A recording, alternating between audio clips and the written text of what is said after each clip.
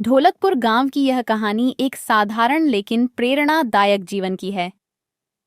अविनाश अपनी मेहनत से अपने परिवार का पालन पोषण करता था, लेकिन जीवन में हमेशा कुछ न कुछ चुनौती आती ही रहती है।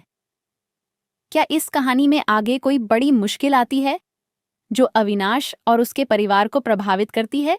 धूप से तपती दोपहर में खेत के बीच जमींदार अपने चमचों के साथ खड़ा था और उसकी आंखों में एक घातक चमक थी। अविनाश की कठिन मेहनत से उगे आलू के खेत को देखकर उसके चेहरे पर एक चालाक मुस्कान थी, जैसे उसने किसी गहरी चाल चल दी हो।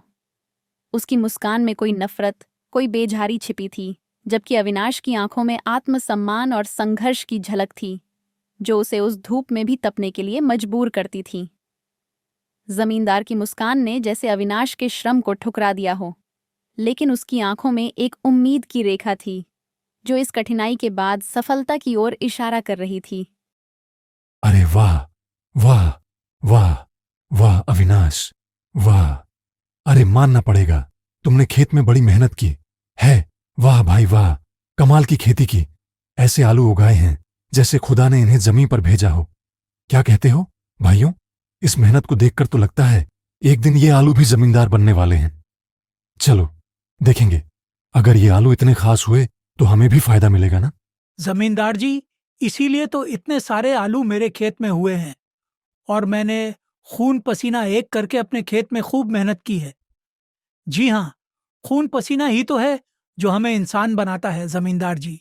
और ये आलू सिर्फ मेरी मेहनत का फल नहीं, बल्कि मेरी उम्मीद और हिम्मत का। अरे रुको, रुको जरा भैया, जरा अपनी जबान को लगाम दो।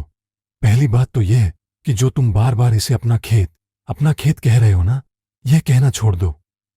यह तुम्हारा खेत था, पर जब तक तुम मुझसे लिया हुआ कर्ज नहीं चुका देते, यह खेत तुम्हारा नहीं रहा, यह खेत मेरा है। खैर, देखेंगे देखेंगे तुम कब तक इस कर्ज को चुकाते हो। तब तक तो यह खेत, यह जमीन, सब कुछ मेरा रहेगा। उसकी आवाज में न चाहते हुए भी एक प्रकार की लाचारी थी, जैसे किसी दबाव में आकर शब्दों को झूठा स्वीकार कर रहा हो। वह जमींदार के सामने खड़ा था और उसकी आंखों में एक गहरी पीड़ा थी, जो केवल उसकी मेहनत और हालात से जुड़ी हुई थी। हाँ, उसके बाद यह खेत तेरा हो जाएगा। वाह वाह वाह रे अविनाश, बड़ा चतुर समझता है खुद को। तुझे पता भी है कि बीज बोने के लिए तू मुझसे वापस से फसल के नाम पर कर्ज ले गया था। बोल, याद है कि नहीं? जी हाँ, याद है मालिक, लेकिन वह कर्ज भी मैं चुका दूंगा। और जब वह चुका दूंगा तो आप देखेंगे, ये खेत सिर्फ मेरा ही होगा। हाँ, सारा कर्ज चुका दोगे? तुमसे तो यह सब हो नहीं सकता अविनाश। इतना बड़ा कर्ज और इतनी मेहनत तुम्हारी औकात नहीं है। मालिक, औकात नहीं होती है, वो लोग सोचते हैं जो कभी खुद अपने रास्ते नहीं तय करते। मैं जानता हूं, मेरी मेहनत कभी बेकार नहीं जाएगी और मैं एक दिन इस कर्ज को चुका दूंगा।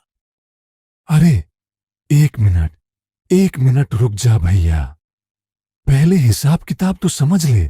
तुझे यह बराबर याद है ना कि तूने मुझसे दो दो बार कर्ज लिया है, पर तू यह बात भूल गया कि साथ ही साथ तूने एक कागज पर अंगूठा लगाया था।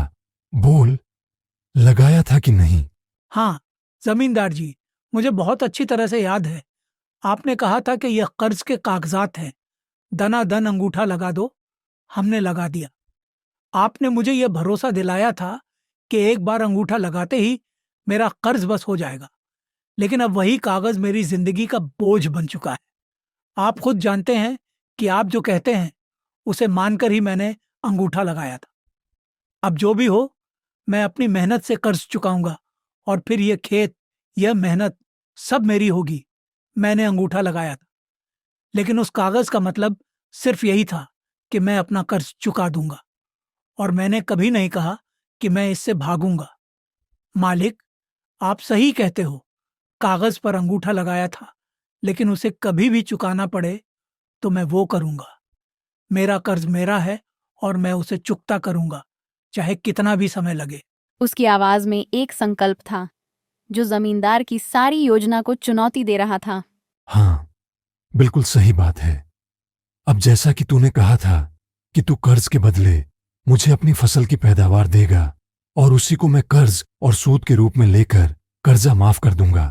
बोल, कहा था कि नहीं? बहुत अच्छा। तो फिर तुम कब चुकाओगे? क्योंकि कागज पर तुम्हारा अंगूठा लगाना तुम्हारी कीमत चुका देने की कड़ी शर्त बन चुकी है। कहा था। हाँ हाँ, मतलब मैं भूल गया था।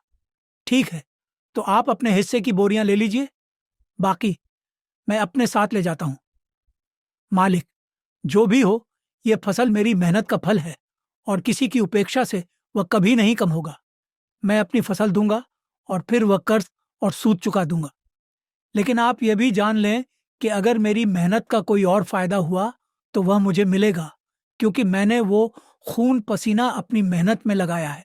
अविनाश ने बिना किसी प्रतिक्रिया के अपना रास्ता लिया। उसकी आंखों में अब एक अदम्य संकल्प था, जो यह साबित करने के लिए तैयार था कि कोई भी मुश्किल उसकी मेहनत के सामने नहीं टिक सकती। हाँ हाँ, जरूर जरूर, वह तो मैं लेकर ही रहूंगा। देखेंगे, देखते हैं तुम कब तक अपनी यह बातें निभा पाओगे। ए सूर्या, इसके हिस्से की बोरियां इसके पास रख दें। जी मालिक, जी मालिक। सूर्या, जो जमींदार का चमचा था, थोड़ी देर रुका। फिर उसने 2 बोरियां अविनाश के पास रख दीं। उसकी आंखों में वही घृणा और तिरस्कार था, जैसे वह किसी पर जबरदस्ती दया दिखा रहा हो। बोरियां फेंकते हुए उसने बिना किसी भावना के कहा, लो, तुम्हारे हिस्से की बोरियां। ये लो भैया, हो गया हिस्सा, अब तुम जा सकते हो। अविनाश ने चौंकते हुए कहा। उसकी आवाज में खिन्नता और ताज्जुब था। वह बोरियों को देख रहा था और उसके चेहरे पर सवाल और निराशा दोनों साफ दिख रहे थे। हाँ, क्या ये क्या है जमींदार जी? सिर्फ 2 बोरियां? मेरे जमीन में तो बहुत पैदावार हुई है, लेकिन ये तो सिर्फ 2 बोरियां हैं। क्या आप समझते हैं कि ये सिर्फ 2 बोरियां मुझे संतुष्ट कर देंगी? आप खुद जानते हैं कि इस फसल में और भी बहुत कुछ है, लेकिन इस छोटे से हिस्से के साथ मुझे कैसे समझा पाएंगे? आप तो समझते होंगे कि 2 बोरियां देकर मुझे चुप करा देंगे, लेकिन मेहनत का फल इतना सस्ता नहीं होता। ए, ज्यादा चतुर बनने की जरूरत नहीं है। तूने जिस कागज पर अंगूठा लगाया था उसमें यह साफ साफ लिखा हुआ था कि तूने जो फसल उगाने के लिए नया कर्ज मुझसे लिया है, उसके बदले में तू मुझे अपनी सारी पैदावार सूद और मूलधन के रूप में देगा। हाँ, और उसके बदले में तू सिर्फ 2 बोरियां ही घर ले जाएगा। याद कर ले भैया, यही उस कागज में लिखा हुआ है और वही मैं कर रहा हूं। ए भैया, ये जमींदार आजू का काम है। आजू का सब काम लिखित में होता है, लिखित में। चाहे तो तू यह कागज ले जाकर जमींदार के पास जाकर पूछ ले। तुझे पढ़ना नहीं आता तो तेरी गलती है, लेकिन मैं जो करता हूं लिखित में करता हूं, डंके की चोट पर करता हूं। अविनाश की आवाज कांपते हुए निकली और उसकी आंखों में एक गहरी तकलीफ थी। उसकी आंखों में जैसे किसी मर्म को महसूस कर रहा था। मालिक, आपने जो कागज पर लिखा था वह तो ठीक है, लेकिन क्या उस कागज में यह लिखा था कि एक इंसान की मेहनत को इतनी आसानी से खारिज किया जा सकता है? अगर आप ये समझते हैं कि मेरी मेहनत बस 2 बोरियों में ही सिमट कर रह जाएगी, तो शायद आपने मुझे और मेरी मेहनत को समझा नहीं। वो कागज तो एक समझौता था, लेकिन एक इंसान की मेहनत और संघर्ष सिर्फ कागज के शब्दों से नहीं, दिल और मेहनत से साबित होती है। जमींदार साहब, मगर मैंने ऐसी 2 बोरियों वाली मांग तो आपसे कभी नहीं की थी। इस गरीब पर थोड़ा रहम करें मालिक, रहम करें, रहम करें। अरे, 2 बोरी आलू लेकर मैं अपनी अगली फसल तक कैसे जिंदा रहूंगा? मुझ पर दया करें जमींदार बाबू, मेरी बीवी और मैं दोनों भूखे मर जाएंगे। मालिक, अगर इस दर्द से निकलने का कोई रास्ता हो तो मुझे बताइए, लेकिन ये 2 बोरियां मुझे जिंदा नहीं रख सकती। मेरे पास कुछ नहीं बचा है। मेरी मेहनत, मेरा परिवार, सब कुछ इस खेत पर निर्भर है। जमींदार का गुस्सा अब फूट पड़ा था और उसकी आवाज में घोर तिरस्कार और अपमान था। वह अविनाश की तरफ बढ़ते हुए बोला, ए, चल हट यहां से। सबसे पहले तो खुद शर्त रखता है और फिर अपनी बात से मुकरता है। जा यहां से, नहीं तो मेरे आदमी तुझे घर जाने लायक नहीं छोड़ेंगे। तेरे जैसे लोग समझते क्या हैं खुद को, मुझे ना सिखा क्या करना है। अगर तुझे जिंदा रहने का रास्ता चाहिए तो समझ जा, मैं जो कहता हूं वही ठीक है। मरता क्या ना करता। वह दुखी मन से 2 बोरियां उठाकर धीरे धीरे घर की तरफ लौट आया। हर कदम जैसे उसके अंदर की निराशा और गहरी पीड़ा को और बढ़ा रहा था। घर लौटते हुए उसकी सोचें उसके साथ चल रही थीं और वह जानता था कि यह लड़ाई अभी खत्म नहीं हुई थी। लेकिन अभी के लिए वह दुखी और थका हुआ था। बस अपनी 2 बोरियों और अपनी असफलता के साथ घर वापस लौट रहा था, जैसे कुछ खोकर और कुछ पाने की उम्मीद में। अरे ओ सुशीला, अरे सुशीला, उस जमींदार ने हमें वापस से ठग लिया। क्या करूं मैं? हमारी मेहनत, हमारे सपने, सब कुछ उसने छीन लिया। अब क्या होगा? क्या हुआ जी? अब क्या किया उस जमींदार ने? हमारी फसल तो काफी अच्छी हुई थी ना। आप फसल बेचकर उसे पैसे दे तो आए हो ना। फसल तो सही हुई थी सुशीला, लेकिन उस जमींदार ने जो कागज पर दस्तखत लिए थे वह सब मेरे खिलाफ ही चला गया। मैंने उसे कर्ज चुकाया, फिर भी उसकी नजरें हमारे मेहनत के फल पर थीं। अब 2 बोरियां लेकर लौट आया हूं सुशीला, बाकी कुछ नहीं बचा। यह तो बड़ी गलत बात है। चलिए, हमें गांव के मुखिया के पास जाना चाहिए। मुखिया जी को बताना होगा कि वह जमींदार गलत कर रहा है। अब और नहीं सहा जाएगा। अरे कोई फायदा नहीं सुशीला, कोई फायदा नहीं। वह जमींदार बड़ा चतुर है। उसने मुझसे जिस कागज पर अंगूठा लगवाया था, उस कागज में लिखा था कि फसल कटाई के बाद सारी फसल जमींदार की हो जाएगी और मुझे सिर्फ 2 बोरी ही मिलेगी। अरे यही हमारी किस्मत है। उसकी आवाज में घबराहट और निराशा थी, जैसे वह इस मुसीबत से बाहर निकलने का कोई रास्ता देख नहीं पा रहा हो। उसने अपनी मुट्ठियां कस लीं, लेकिन उस कसाव में भी कोई उम्मीद नहीं थी। बस पूरी तरह से थक कर हर चीज को स्वीकार करने की भावना थी। क्या यह तो सरासर गलत है? हमारे साथ धोखा हुआ है जी। हमें कुछ करना चाहिए। यह असल में हमारी मेहनत और हक की लूट है। स्विंग, हमारी आवाज को दबाने का हक किसी को नहीं है। हमें खड़े होकर इस जुल्म के खिलाफ आवाज उठानी होगी। अब हम कुछ नहीं कर सकते सुशीला। हमारी किस्मत में यही लिखा है कि हम गरीबी में अपना जीवन बिताएं और ऐसे ही मर जाएं। हम कितनी भी मेहनत करें, हमारी मेहनत कभी फल नहीं पाएगी। अब हमें बस यही तय करना है कि कैसे इस दर्द को सहकर जीते जाएं। सबसे बड़ी भूल हमसे ये हो गई कि हमने अपनी जमीन के बदले उससे कर्जा ले लिया। अब हमारे पास इतने भी पैसे नहीं हैं कि हम अपनी जमीन पर बीज बो सकें। हमने जो खो दिया वह कभी वापस नहीं मिलेगा। अरे इसीलिए तो हम बीज बोने के लिए हर बार जमींदार से फसल के नाम पर कर्ज लेते हैं। क्या करें, हमारे पास कुछ बचता तो है नहीं, और जब भी हम फसल लेने जाते हैं वह कोई ना कोई नई शर्त लिखाकर कागज में हमसे अंगूठा लगवा लेता है और आखिर में हम ठगे जाते हैं। क्या करें, क्या करें? उसकी आवाज टूटते हुए प्रश्नों की तरह थी, जैसे अब वह खुद को भी नहीं समझ पा रहा हो कि इस अंधेरे से कैसे निकला जाए। उसका चेहरा थका हुआ था और वह बस यही सोच रहा था कि इस संघर्ष में कब तक और कितनी बार हार स्वीकारेगा। हमने जो अपनी जमीन पर कर्ज लिया था वो तो हमने अपने बेटे को शहर पढ़ाई करके आने के लिए दिया है। कुछ ही दिनों में वो लौट कर आने वाला है। मुझे जरूर उम्मीद है कि हमारा बेटा वो जरूर हमारी सारी तकलीफ दूर कर देगा। हाँ, मुझे भी यही उम्मीद है, अपने बेटे से, अपने पुत्र से। बस वह हमारे पास वापस लौट आए। अरे जमींदार को यह नहीं पता कि हमने अपनी जमीन गिरवी रख के जो उससे कर्ज लिया था वह हमारे बेटवा को पढ़ाने के लिए लिया था। नहीं तो वह ससुरा हमें कर्ज देता क्या?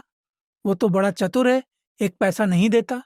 बेटा को पढ़ाने के कह लेने के बावजूद वह बेजार है, कभी भी हमारी मदद नहीं करता।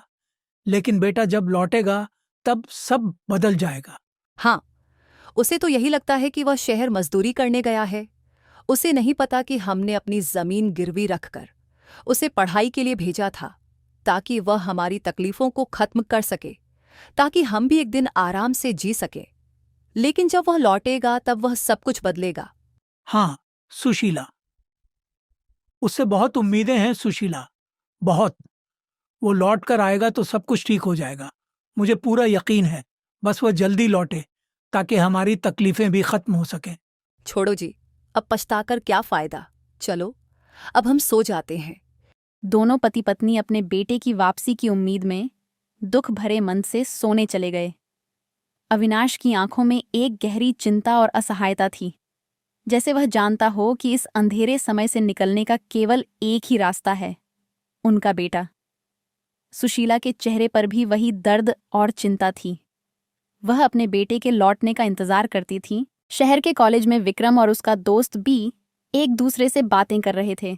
मेरे दोस्त, मेरे दोस्त, मेरे दोस्त। अरे यार, तुमने मेरी बहुत मदद की है। आज तुम्हारे कारण ही हमारे पास डिग्री है। तुमने जो किया है वो कभी नहीं भूलूंगा दोस्त। अरे नहीं भाई, नहीं नहीं, तुम्हें तुम्हारी डिग्री तुम्हारी मेहनत की वजह से मिली है। ये सब तुमने अपनी लगन से हासिल किया है। ऐसी बातें मत करो। तुमने जो किया है वो सिर्फ तुम्हारी मेहनत का फल है भाई।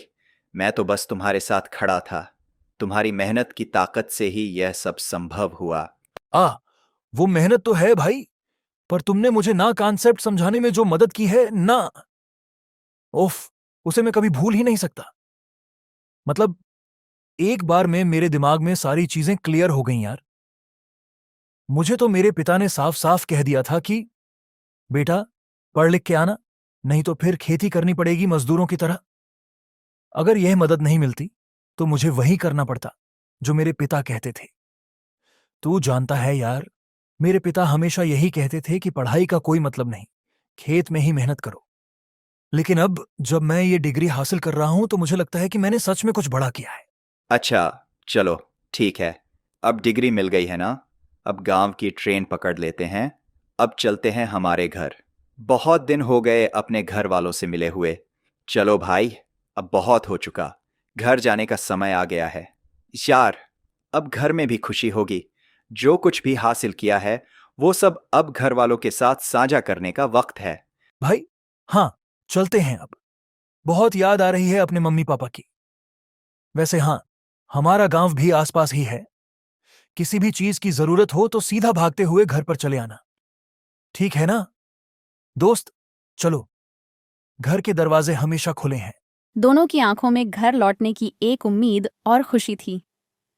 घर की यादें और परिवार की तलाश उनके दिलों में थीं, और वह जानते थे कि यह सफर अब एक नए अध्याय की शुरुआत करने जा रहा था। लंबे इंतजार के बाद आखिरकार विक्रम अपने गांव पहुंचा। दिल में एक खामोश खुशी का गहरा एहसास था। उसकी आंखों में घर की यादें ताज़ा हो रही थीं, और हर कदम में वह अपनी पुरानी जिंदगी, परिवार और उन लोगों को महसूस कर रहा था। पिताजी, पिताजी, माँ, ओ माँ, देखो मैं लौट आया। अरे बाहर तो सर्दी बहुत थी, लेकिन अब तो घर आकर बहुत राहत महसूस हो रही है। तुम दोनों की यादें ही मुझे हर कदम पर आगे बढ़ने की ताकत देती हैं। आइए देखिए। अरे, लगता है विक्रम वापस आ गया। कितना इंतजार किया था उसे देखने का, अब तो दिल से खुशी छुपाई नहीं जा रही। चलो चलो, बाहर चलते हैं। बहुत दिन हो गए, अब हम सब मिलकर उसकी वापसी का जश्न मनाएंगे। चलो चलो। सुशीला और अविनाश दोनों विक्रम के सामने खुश होने का नाटक कर रहे थे, लेकिन विक्रम की निगाहों से कुछ छिपा नहीं रहा था। उसकी आंखों में वो गहरी चिंता और खौफ था जो वो कभी छुपा नहीं सकता। वो महसूस कर रहा था कि उसके माता पिता कुछ छिपा रहे हैं, कुछ तो गड़बड़ है। उनके चेहरे पर वो जो हंसी थी, वो किसी दुहक को छुपाने की कोशिश थी। विक्रम के दिल में खटका हुआ था, और उसे ये एहसास हो गया कि कुछ तो गड़बड़ है और उसके माता पिता मुसीबत में हैं। अरे क्या हुआ, आप दोनों इतने उदास लग रहे हो? कुछ तो बात है ना? कोई बात है? क्या हो गया है पापा? क्या बात है? आप दोनों इतने घबराए हुए क्यों हो? क्या वो बेटा, मतलब ठीक है तू? चलो पहले भीतर आओ, तुम्हें सब बताते हैं। आ जाओ आ जाओ। फिर सब समझा देंगे, तुम चिंता मत करो। तीनों घर के भीतर आ जाते हैं, लेकिन वातावरण में कुछ अजीब सा खामोशी थी। विक्रम की आंखें अपने माता पिता के चेहरे पर छुपे तनाव को महसूस कर रही थीं। वह जानता था कि कुछ गलत था, लेकिन अब वह चुप रहकर उनकी प्रतिक्रिया का इंतजार कर रहा था। हाँ, अब बताइए, क्या हो गया? क्या बात है? क्या दिक्कत है? बेटा, हमें तुमसे कुछ नहीं छिपाना चाहिए था, पर हम डर गए थे कि तुम पर असर न पड़े। बेटा, दरअसल बात यह है कि गांव के जमींदार ने हमारा जीना मुश्किल कर दिया है बेटा। उसने हमारी जमीनें छीनने की धमकी दी है। हमारे पास कोई रास्ता नहीं बचा। हमने बहुत कोशिश की विक्रम, लेकिन वह बहुत ताकतवर है। वो हमारे खिलाफ कुछ भी कर सकता है। हमें डर है कि अगर हम न झुके तो बहुत कुछ खो सकते हैं। बेटा, ये सब बहुत कठिन है, लेकिन तुम इसे समझ सको इसलिए हमें तुम्हें बताना ही पड़ेगा। तेरी पढ़ाई के लिए तो हम अपना खेत पहले ही गिरवी रखवा चुके थे। तभी जमींदार ने कहा था कि हम इस गिरवी रखे खेत में अपनी फसल उगा सकते हैं। पहले तो मुझे समझ नहीं आया बेटा, सब कुछ तो ठीक लग रहा था। हम सोचते थे कि यह कदम तुझे बेहतर शिक्षा दिलाने के लिए सही होगा, पर अब वह हर बार कोई न कोई चाल चलकर सारी फसल हथिया लेता है। हमें सिर्फ जीने लायक ही हिस्सा देता है। हम जैसे हर दिन उसी के रहमो क्रम पर जी रहे हैं बेटा। हम कुछ नहीं कर पा रहे। नहीं, मैं इसे नहीं सह सकता। हम इस जमींदार के खिलाफ खड़े होंगे। हम अपना हक छीन कर लाएंगे। पिताजी, क्या आपने उसे बता दिया है कि मैं शहर किसानी की पढ़ाई करने गया था? नहीं बेटा, हमसे नहीं हो पाया। हमें डर था कि अगर वह जान गया कि तुम शहर में किसानी की पढ़ाई कर रहे हो तो वह हमें और दबाएगा। वह ये सोच सकता था कि हम और भी विरोध करेंगे और फिर हमारे पास कुछ नहीं बचेगा। नहीं नहीं नहीं, यहां तक कि गांव के लोगों को भी यही लगता है कि तू शहर मजूरी करने गया है। यह आपने बहुत अच्छा किया पिताजी। अब बस आप देखते जाइए मैं उस जमींदार का क्या करता हूं। अब हम खुद को कमजोर नहीं होने देंगे माँ पापा। अब हम सब मिलकर इस जमींदार से अपना हक छीनेंगे। जमींदार अपने बड़े से हवेली नुमा घर के आंगन में खड़ा था और उसकी आंखों में एक गहरी संतुष्टि थी, जैसे वह किसी राजा की तरह अपने साम्राज्य का मालिक हो। तभी विक्रम वहां पहुंचा। अरे अरे अरे अरे विक्रम, आओ आओ आओ भैया, आओ आओ। लगता है कि तुम भी अपने गांव लौट आए हो। बहुत बढ़िया, बहुत बढ़िया। वाह वाह वाह, देखकर तुम्हें दिल खुश हो गया। अच्छा लगा, बहुत बढ़िया। वो क्या है ना कि मैं और पिताजी मिलकर काम करेंगे तो ज्यादा अच्छे से फसल उगा पाएंगे, है ना जमींदार साहब? अब हम भी अपनी मेहनत से सब कुछ बदल देंगे। हाँ, बिल्कुल सही बेटा, बिल्कुल सही, बिल्कुल सही। यह तुमने सही कहा। अच्छा, तो तुम और तुम्हारे पिताजी मिलकर अब खेती के बारे में कुछ नया सोच रहे हो? हाँ, वैसे तुम तो शहर मजूरी करने गए थे ना, फिर अचानक वापस गांव क्यों लौट आए? अब क्या बताऊं जमींदार बाबू, कुछ लोग इतने मतलबी होते हैं ना कि सिर्फ अपना स्वार्थ देखते हैं और अपने आप को चतुर समझकर भोले भाले गरीबों का शोषण करते हैं, जो दूसरों को दबाकर अपनी शक्ति का एहसास कराते हैं। वैसे भी शहर में मैं सीखने गया था जमींदार साहब, पर घर वालों को बिना मदद के छोड़ नहीं सकता था। क्या क्या मतलब है? कहना क्या चाहते हो? अरे, मैं तो यह कहना चाहता हूं जमींदार जी कि अरे मुझसे दिन भर काम करवाता, अरे खूब काम कराता और मुझे 2 वक्त का खाना बस दे देता। खाओ काम करो, खाओ काम करो, खाओ काम करो। मैं शहर पैसे कमाने गया था या फिर 2 वक्त का खाना खाने? तुमसे क्या छुपाना जमींदार साहब, मुझे तो उस शहर के मालिक ने सिर्फ एक कामकाजी मशीन बना दिया था। ऐसा लगता था कि मेरी मेहनत के बदले मुझे कुछ नहीं मिल रहा, बस जैसे कोई गुलाम की तरह इस्तेमाल हो रहा था मैं। हर रोज अपने शरीर को तोड़ते हुए उसे यह महसूस ही नहीं हुआ कि मैं भी इंसान हूं, कोई और नहीं, जिसे थोड़ी सी राहत, थोड़ी सी इज्जत मिलनी चाहिए। क्या यह इंसानियत है? हाँ भैया विक्रम, यह बात तुमने सही कही। इस सबसे अच्छा तो हमारा गांव ही है। अब भाई, मुझे ही देखो, कितने लोग अपना खेत हमारे पास गिरवी रखते हैं और मैंने कभी उस पर अपना हक नहीं जताया। जिसका खेत है भैया वही खेती करे, वही उगाए, और ऊपर से मैं तो और पैसे देता हूं खेती करने के लिए। ले जाओ भैया, अच्छे से मन लगा के खेती करो। हाँ जमींदार बाबू, इसीलिए तो मैं आपके पास आया हूं। पिताजी ने कहा था कि आप इतने दयालु हैं कि खेती के लिए भी पैसे अलग से उधार देते हैं। जब मैंने अपने पिताजी के साथ काम करना शुरू किया तो मुझे यह समझ में आया कि असल मेहनत का क्या मतलब होता है। हम एक साथ मिलकर काम करते हैं। हर दिन की मेहनत हमें मजबूत बनाती है और हमें अपना हक पाने की ताकत देती है। तो जमींदार साहब, अगर आप सच में इतने दयालु हैं तो क्या हमें भी कुछ मदद मिल सकती है? अब हम आपके मदद का इंतजार कर रहे हैं। हाँ हाँ, तुम्हारे पिता ने बिल्कुल सही कहा है विक्रम, तुम सही कहते हो।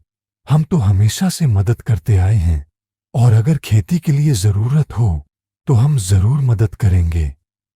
पर विक्रम, तुम्हें समझना होगा कि हम जो मदद देते हैं वह अपने तरीके से ही होती है। तो जमींदार बाबू, अगली फसल के लिए मुझे कर्ज दे दीजिए। क्या आप इतने दयालु नहीं हैं जमींदार साहब? जैसे आप दूसरों को कर्ज देते हैं वैसे ही मुझे भी अगली फसल के लिए कर्ज चाहिए। अरे हाँ हाँ, बिल्कुल ठीक है बेटा, मैं तुम्हें कर्ज दे दूंगा। पर क्या तुम्हें खेती के बारे में कुछ पता भी है? क्या तुम जान पाओगे उस मेहनत और संघर्ष को जो खेतों में लगती है? नहीं ना? सोच लो, बिना समझे कदम बढ़ाना, फिर पछताना नहीं। नहीं नहीं, मुझे तो खेती का ख्वाब भी नहीं आता है। हाँ, पर पिताजी को सब पता है। मैं तो बस पिताजी का हाथ बटाऊंगा ना जमींदार जी। उनकी मेहनत और उनका अनुभव ही मेरी ताकत है। बस उनका साथ चाहिए, फिर देखिए हम भी किसी से कम नहीं। जमींदार जी मन ही मन सोचते हैं। अरे ये तो ससुरा बड़ा बेवकूफ लड़का है, इसे अभी ऐसा बेवकूफ बनाऊंगा कि इसे इसकी नानी दादी याद आ जाएगी। रुक जा बेटा, ए सूर्या, जा अंदर से पैसे की थैली और नीला वाला कागज ले आ। तेरे हाथों में जो ताकत है वो इस काम में ही दिखेगी। देख, ये सब सादगी से नहीं होगा, हमें थोड़ी कड़ी मेहनत और जोश से ही यह सब हासिल करना पड़ेगा। सूर्या कागज और पैसे की थैली लाकर बड़ी गंभीरता से टेबल पर रख देता है। यह लो बेटा, यह है कागज, अब लगा दो दनादन। ये क्या कागज है जमींदार जी? अरे बेटा, यह कागज है नए करार का, जिसमें लिखा है कि अगर तुम फसल को 1.5 महीने पहले काट लोगे तो फसल तुम्हारी नहीं रहेगी और फिर सारी फसल हमारी होगी। बस इतना ही लिखा है। तुम समझ रहे हो ना? इस करार में बसा है एक बड़ा विश्वास, और अगर तुमने कुछ गलत किया तो इसका असर सिर्फ तुम पर नहीं, हमारी पूरी मेहनत पर पड़ेगा। अरे 1.5 महीना, ये तो बहुत ज्यादा है। जमींदार बाबू, इतने में तो शायद 2 बार खेती हो सकती है। हाँ, आप बहुत दयालु हैं जमींदार बाबू। आपकी बातों में कुछ ऐसा है जो दिल को सुकून देता है, लेकिन सच कहूं तो ये सब समझ में आना भी थोड़ा मुश्किल है। खैर, अब मैं चलता हूं। उम्मीद है कि कुछ अच्छा होगा और हम दोनों के लिए ही सही होगा। धन्यवाद आपका। फिर कभी मुलाकात होगी। हाँ हाँ, ठीक है ठीक है, जाओ भैया, आराम से जाना। खैर, तुम अपना ध्यान रखना और किसी परेशानी में फंसना मत। भगवान तुम्हारा भला करे, फिर मिलेंगे। जमींदार ने उसकी तरफ एक तसल्ली भरी नजर से देखा, फिर अपनी जेब से पैसे की पोटली निकालकर विक्रम के हाथ में रख दी। विक्रम ने पोटली ली। विक्रम ने आखिरी बार जमींदार को देखा, फिर धीरे धीरे वहां से चल पड़ा। अरे कितना बेवकूफ लड़का है, यह तो बेवकूफी में अपने बाप को भी पीछे छोड़ देगा। अरे ऐसी कौन सी फसल है जो 1.5 महीने में पैदा कर लेगा?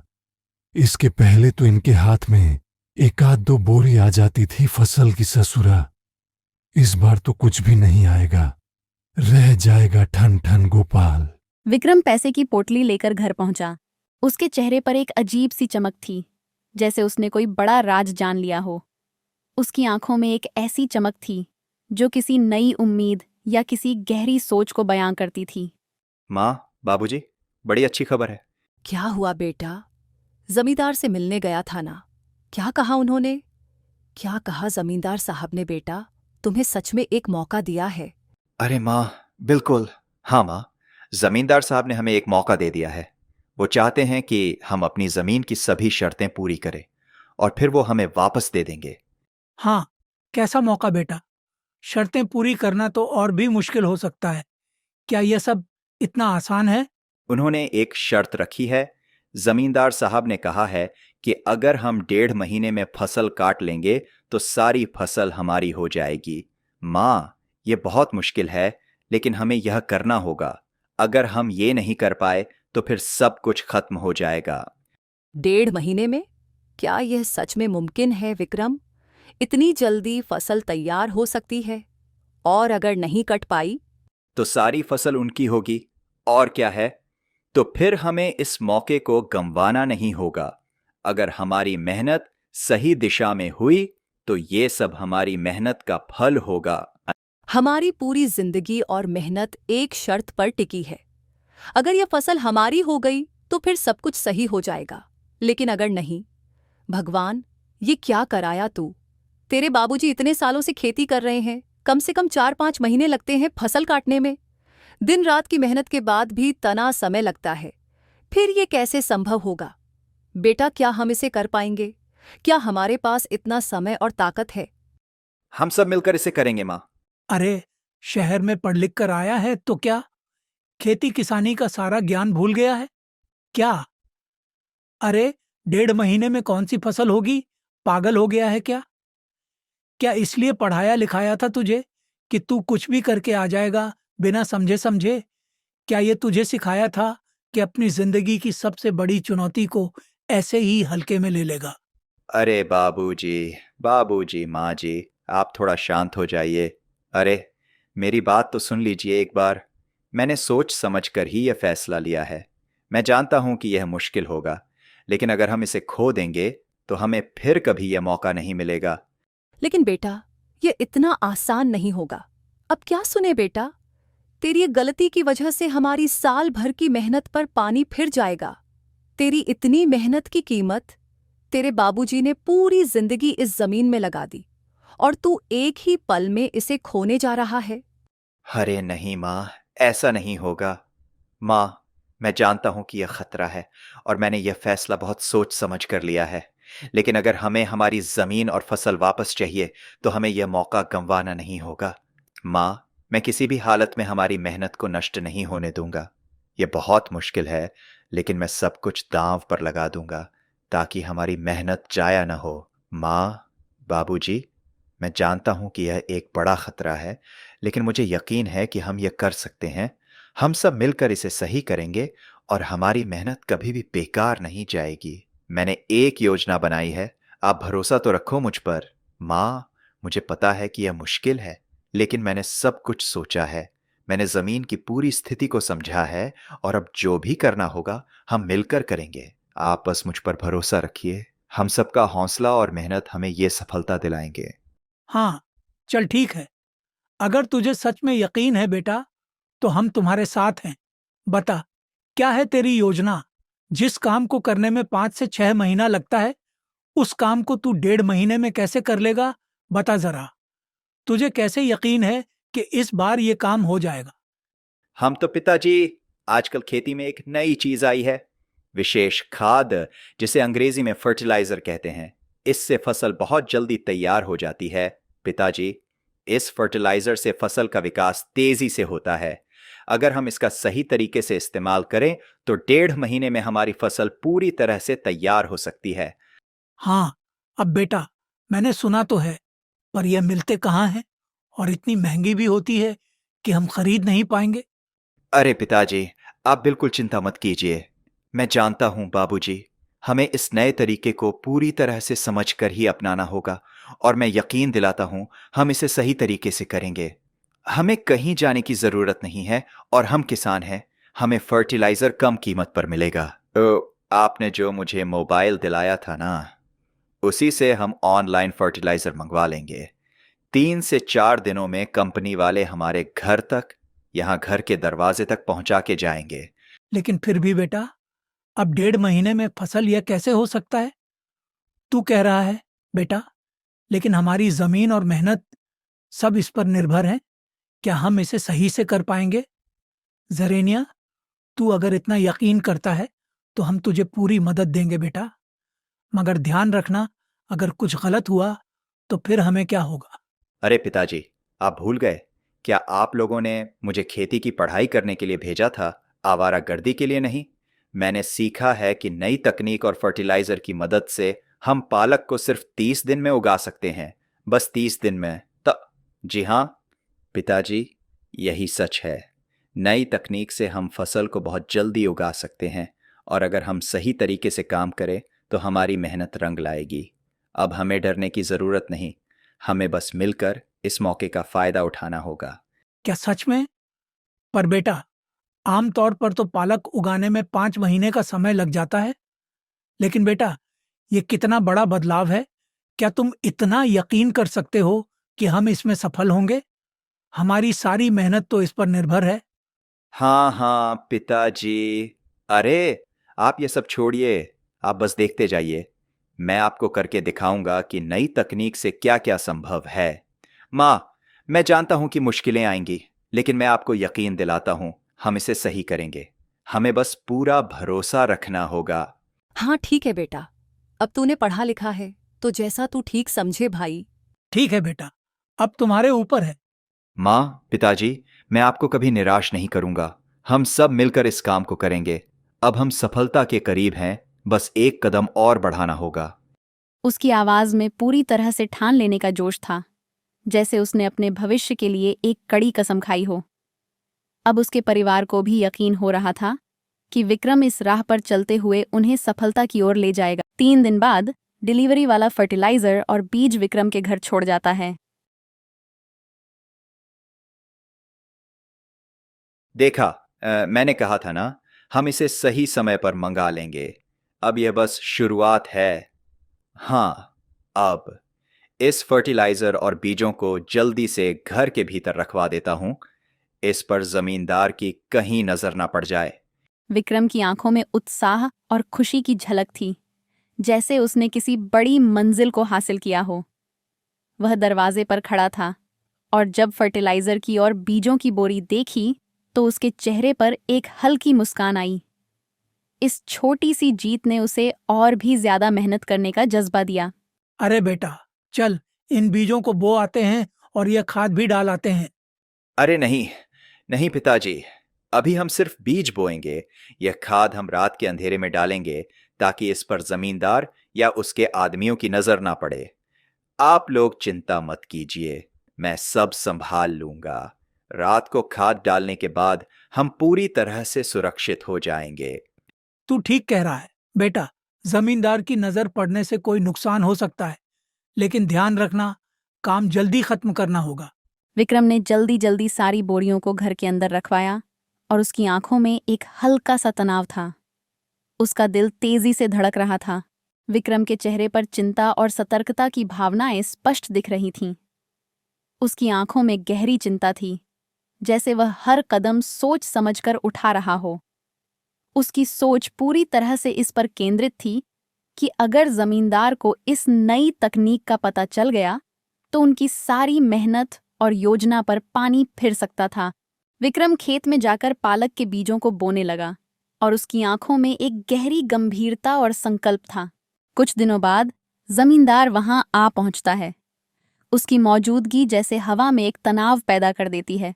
हे, क्या रे विक्रम, कौन सी फसल लगा रहा है? मैं पालक की फसल लगा रहा हूं जमींदार जी। अरे अविनाश, तेरा बेटा तो तुझसे भी बड़ा मूर्ख निकला। क्या तुझे पता भी है कि इसने क्या किया है? इसने मुझसे जो पैसे लिए हैं ना, उसके बदले यह शर्त रखी है कि अगर 1.5 महीने में फसल की कटाई नहीं की तो भैया सारी फसल मेरी हो जाएगी। अब बताओ, कितना बड़ा बेवकूफ है तेरा लड़का। इतना भी नहीं पता कि 1.5 महीने में कोई फसल हो ही नहीं सकती। यह सारी बात सुनने के बाद भी अविनाश जमींदार को कोई जवाब नहीं देता है। उसका चेहरा निश्चल था, उसकी आंखों में किसी प्रकार की निराशा या गुस्सा नहीं था, बल्कि वह बस जमींदार को रहस्यमयी तरीके से मुस्कुराते हुए देखता रहा। जमींदार की तेज नजरें अविनाश पर थीं, लेकिन अविनाश ने अपनी आंखों में कोई हलचल नहीं दिखाई। वह बस शांत था, जैसे जमींदार के गुस्से और तानों से उसे कोई फर्क ही न पड़ा हो। है, लगता है कि तू भी अपनी बेटे की तरह पगला गया है। तुम तो समझ ही नहीं पा रहे हो, अविनाश। खैर, छोड़ो, मुझे तुम जैसों के मुंह लगना नहीं है। मैं तो चला भैया। इतना कहकर जमींदार अपनी खिसियानी मुस्कान के साथ वहां से चला जाता है।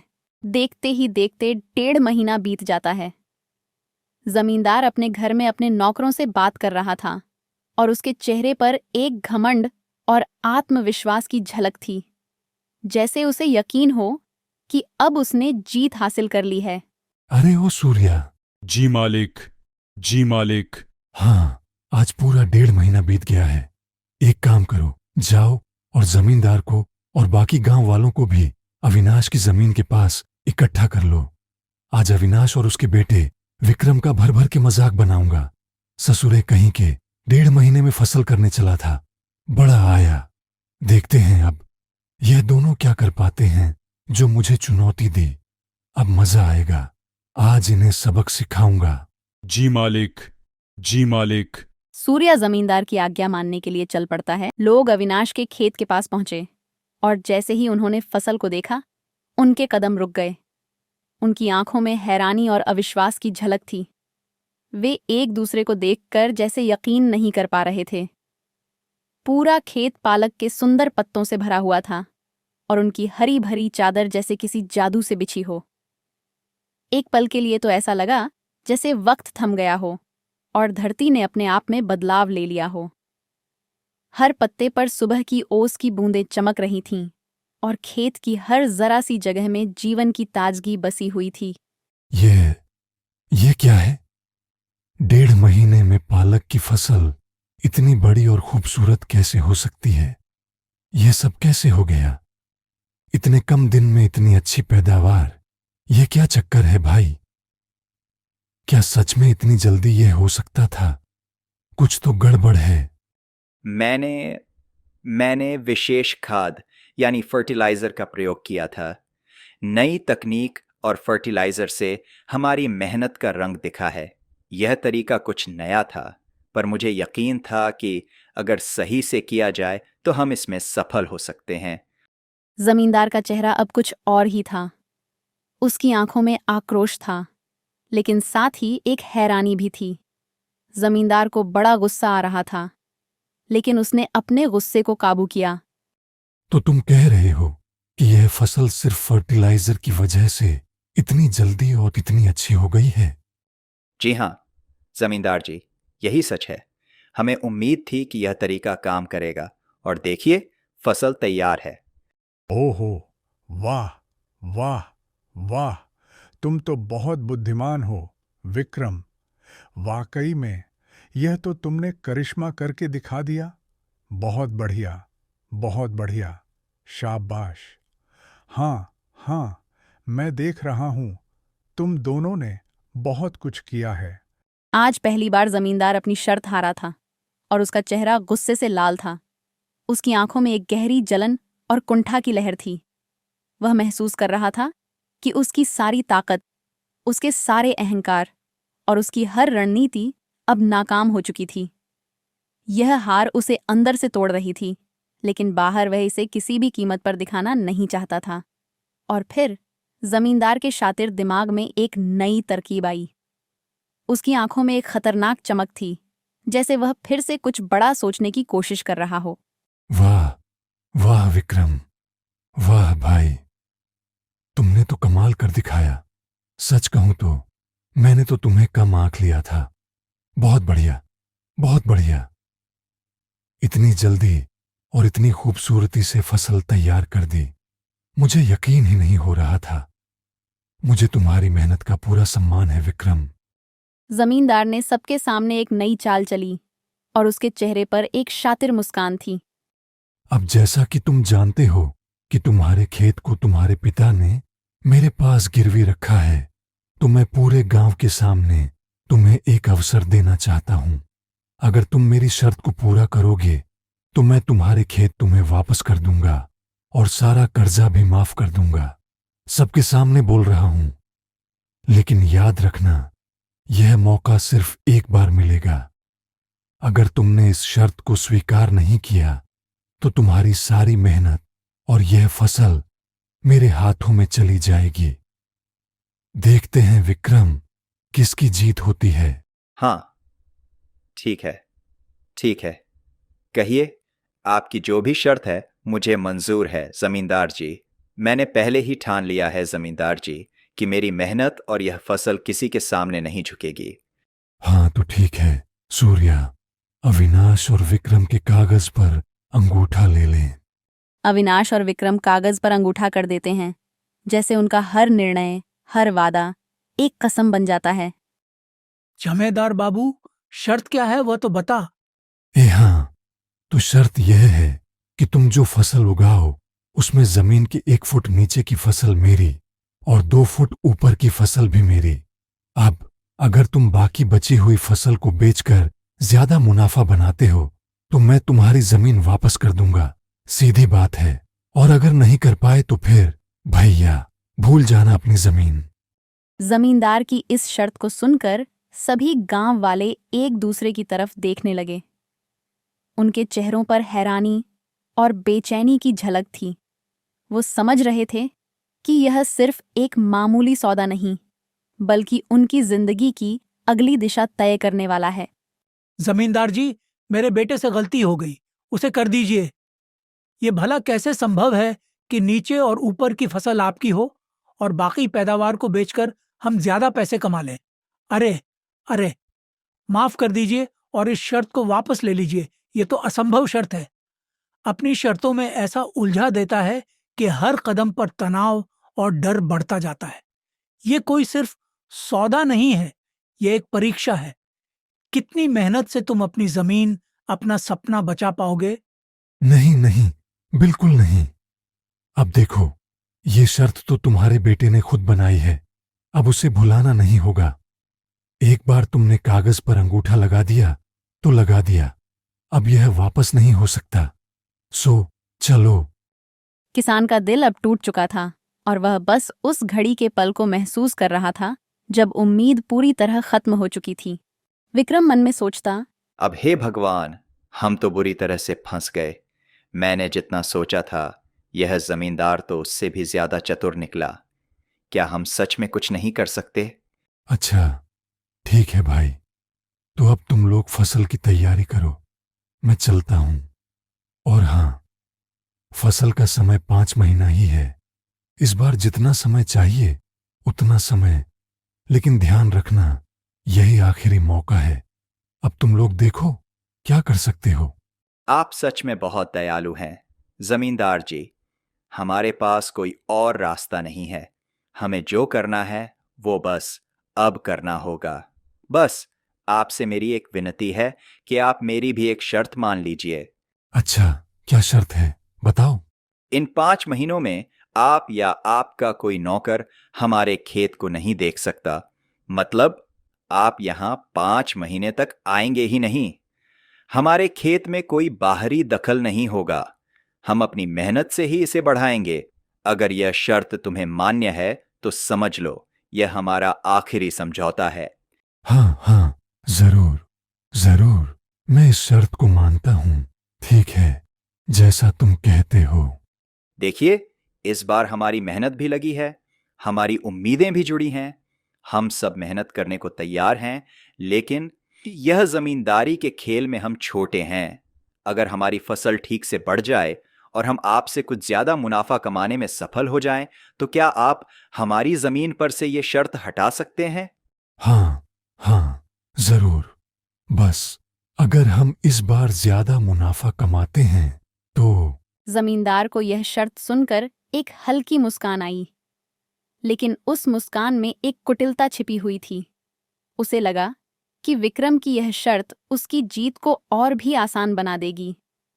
उसका मन खुश था, जैसे उसने किसी खेल में एक नया मोहरा फेंक दिया हो जिसे वह अपने हिसाब से चला सके। विक्रम और अविनाश घर आ जाते हैं।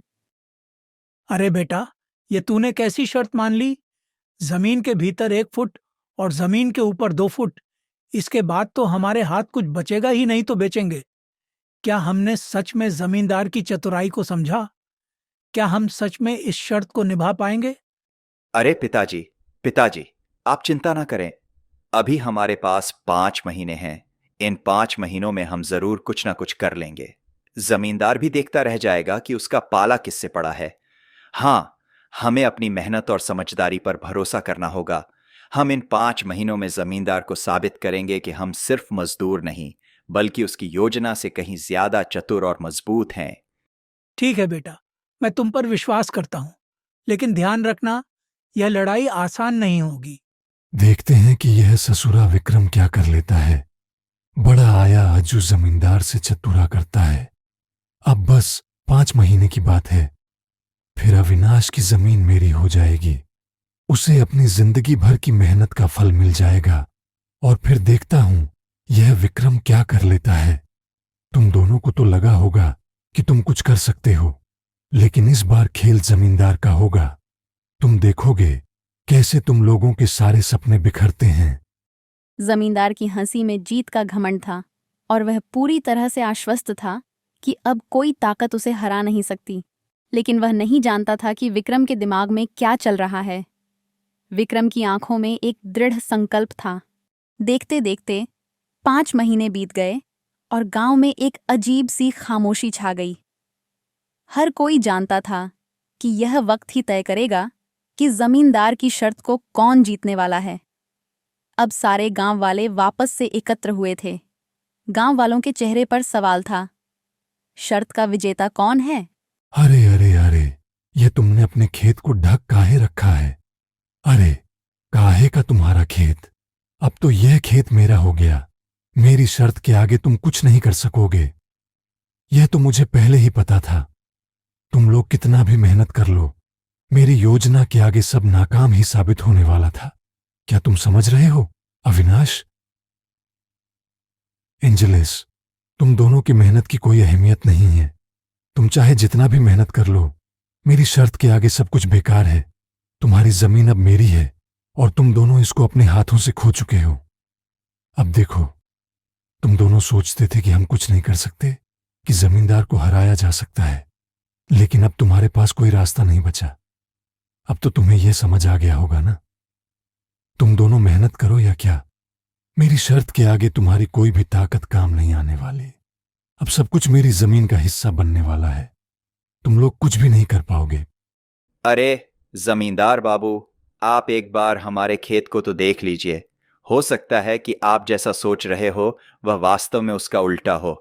आप सोचते हैं कि आप सब कुछ समझते हैं जमींदार बाबू, लेकिन यह लड़ाई अभी खत्म नहीं हुई है। आप एक बार हमारे खेत को देखिए, फिर आपको खुद पता चलेगा कि असली जीत किसकी होगी।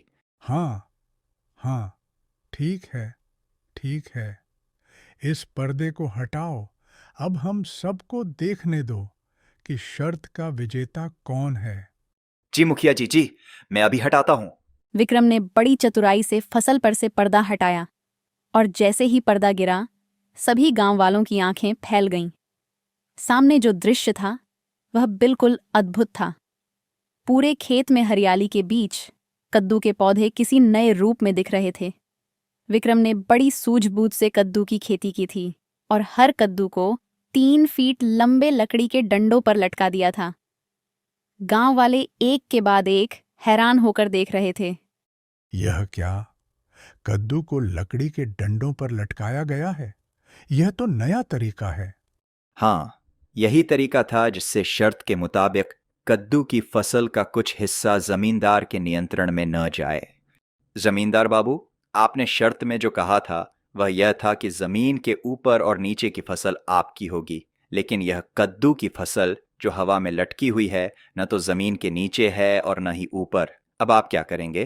क्यों जमींदार बाबू, यह जो कद्दू हैं ये तो जमीन से 3 फीट ऊपर लगे हुए हैं। अब आप जमीन के 1 फुट नीचे और 2 फुट ऊपर की फसल बेचिए और मैं अपने 3 फीट ऊपर वाले कद्दू बेच कर आता हूं। देखते हैं किसके पास ज्यादा धन आता है। तुमने यह क्या किया? यह तुम्हारी जीत नहीं है। तुम मेरे खिलाफ किस तरह की साजिश कर रहे हो? सभी गांव वाले विक्रम की चतुराई पर मुस्कुरा रहे थे। उनकी आंखों में गर्व और उत्साह था। विक्रम ने अपनी बुद्धिमानी से न केवल जमींदार को मात दी थी, बल्कि पूरी गांव की उम्मीदें भी जीवित कर दी थीं। हर किसी के चेहरे पर एक हल्की सी मुस्कान थी। वहीं जमींदार का चेहरा शर्म से लाल हो गया था। उसकी आंखों में घबराहट थी, जैसे उसे यकीन ही नहीं हो रहा हो कि यह सब उसके साथ हो रहा है। उसका अहंकार, जो अभी तक उसकी पहचान था, अब चूर चूर हो चुका था। वह समझ चुका था कि उसकी हर योजना, हर चाल न केवल बेकार हो चुकी थी, बल्कि विक्रम की सूझबूझ के सामने वह बौना साबित हो गया था। जमींदार मन ही मन सोच रहा था। उसकी आंखों में गहरी निराशा और गुस्सा था। यह कैसे हो सकता है? अगर आज मैंने हार मानी तो मेरी प्रतिष्ठा तो खत्म हो जाएगी। मुझे किसी न किसी तरह इसका बदला लेना होगा। अरे बड़ा चतुर बनता है ना? तू रुक जा, तुझे तो मैं ऐसा सबक सिखाऊंगा कि यह गांव वाले तेरे पूरे परिवार को इस गांव से धक्के देकर बाहर निकाल देंगे। अरे वाह वाह वाह विक्रम, वाह वाह, तुम तो बड़े बुद्धिमान हो। बहुत बढ़िया भैया, बहुत बढ़िया। Component placement. सुनो, ध्यान से सुनो। मैं अपनी हार स्वीकार करता हूं और इस खेत को तुम्हारे नाम करता हूं। भाई, जिसने बुद्धिमानी दिखाई है, जिसने शर्त जीती है, वाहवाही तो उसकी बनती है। हाँ तो आज मैं तुमसे बड़ा प्रभावित हुआ हूं विक्रम। इसी खुशी में आज शाम को अपने घर में एक छोटी सी दावत, ध्यान से सुनो, अपने घर में एक छोटी सी दावत गांव के सभी मर्दों को देता हूं। आप सभी मेरे घर पर जरूर आइएगा, ठीक है ना? ठीक है विक्रम, तुम्हारी चतुराई और सूझबूझ ने मुझे हराया है, मैं ये स्वीकार करता हूं। लेकिन किसी भी हाल में मैंने हमेशा गांव के भले के लिए काम किया है। यही कारण है कि आज तुम सबको मेरे घर पर दावत देने का फैसला किया है। और हां, तुम सभी को भी शाम को मेरे घर आकर मेरी मेहमान नवाजी का हिस्सा बनना होगा। यह मेरी हार के बाद की छोटी सी शांति वार्ता है। अब तुम सब मुझे माफ कर दो और इस जीत का जश्न मनाओ। धन्यवाद जमींदार बाबू, लेकिन आप समझिए कि असली जीत यही है कि हम सब मिलकर एक दूसरे की मदद करें, न कि किसी को नीचा दिखाकर खुद को ऊपर उठाएं। जमींदार के बदले हुए व्यवहार को देखकर गांव वालों के मन में एक असमंजस और शंका का दौर शुरू हो गया। अब जमींदार की आवाज में जो घमंड और अहंकार पहले था, वह कहीं खो चुका था और उसकी बातों में एक अजीब सी झिझक और बेमनापन था। गांव वाले समझ रहे थे कि जमींदार का व्यवहार कुछ और ही इशारा कर रहा था। वह एकदम से इतना नर्म और विनम्र क्यों हो गया था? क्या वह किसी नए दांव की योजना बना रहा था? शाम को जैसे जैसे सूरज ढलने लगा, सभी गांव वाले जमींदार के घर दावत के लिए पहुंचने लगे। उनके चेहरे पर उत्सुकता और कुछ हद तक संदेह भी था, क्योंकि उन्हें अब तक पूरी तरह से विश्वास नहीं हो पा रहा था कि जमींदार सचमुच हार मान चुका है। जमींदार बाबू, हम सब तो आ गए, लेकिन यहाँ तो खाने का प्रबंध, मेरा मतलब है दावत जैसा तो कुछ नहीं लग रहा है।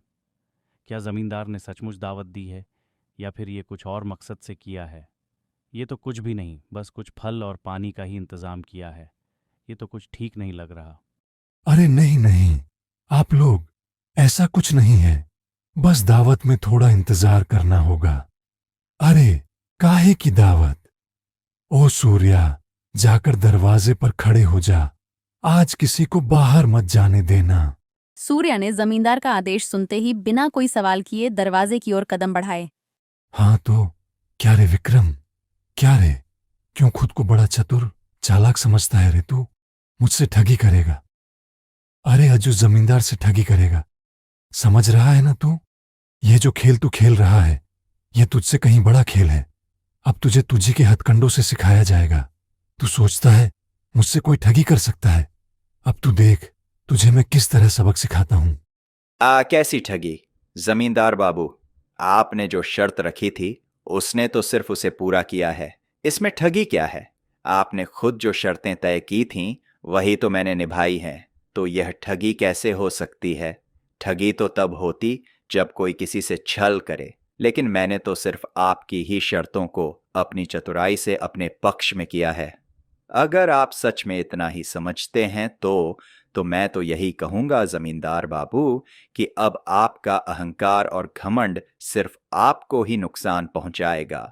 मैंने कोई ठगी नहीं की, सिर्फ अपनी बुद्धिमानी से शर्त जीत ली है। जमींदार की आवाज अब एकदम गंभीर और खतरनाक थी। उसकी आंखों में गुस्से की चिंगारी झलक रही थी और उसका चेहरा अब पूरी तरह से विक्रम से नाराज था। उसने गुस्से में कहा, हे, मैं देख रहा हूं कि इस विक्रम की वजह से तुम गांव वाले अब मेरे सामने बोलने की हिम्मत करने लगे हो। रुक जाओ, तुम सबको अभी मजा चखाऊं। तुम सबको यकीन दिलाना चाहता हूं कि मेरी ताकत के आगे कोई नहीं टिक सकता। चलो, कोई बात नहीं, मैं तुम सबके सामने एक अवसर रखता हूं। तुम सब अपनी अपनी जमीन मुझसे छुड़वा सकते हो, लेकिन ध्यान से सुनना, मेरे पास कुल मिलाकर 5 बीघा जमीन है और तुम सबकी कुल मिलाकर 4 बीघा जमीन है। तुम सब मिलकर अपनी जमीन पर खेती करो और मैं अपने नौकर से अपनी जमीन पर खेती करवाऊंगा। अगर तुम्हारी फसल मेरी फसल से ज्यादा दामों में बिकी तो मैं तुम्हारी सभी जमीनों को कर्ज मुक्त कर दूंगा और अपनी जमीन भी तुम्हारे नाम कर दूंगा। उसकी बातों में एक तरह का डर और धमकी थी। गांव वालों की आंखों में अब चिंता की लकीरें स्पष्ट थीं। गांव वाले एक दूसरे की ओर देख रहे थे और हर किसी के मन में यह सवाल था, क्या वे इस चुनौती को स्वीकार करें और जमींदार के खिलाफ लड़ें या फिर चुपचाप उसकी चालों का शिकार बने। नहीं नहीं नहीं जमींदार जी, हमें यह बिल्कुल मंजूर नहीं है। मैं बाकी लोगों की जमीनों को खतरे में नहीं डालना चाहता। यह तो बहुत बड़ा खतरा है। हम अपनी जमीनों को दांव पर कैसे लगा सकते हैं? तो तुम लोग यही चाहते हो कि मैं तुम्हारी जमीनें ले लूं और तुम्हारा सब कुछ खत्म कर दूं? अरे ओ विक्रम, जमींदार अज्जू पूछ नहीं रहा है, बता रहा है। ए सूर्या, इन सब के जबरदस्ती कागज पर अंगूठा लगवा ले। चल जल्दी कर। क्या तुम लोग सोचते हो कि मैं अपनी हार मान लूंगा?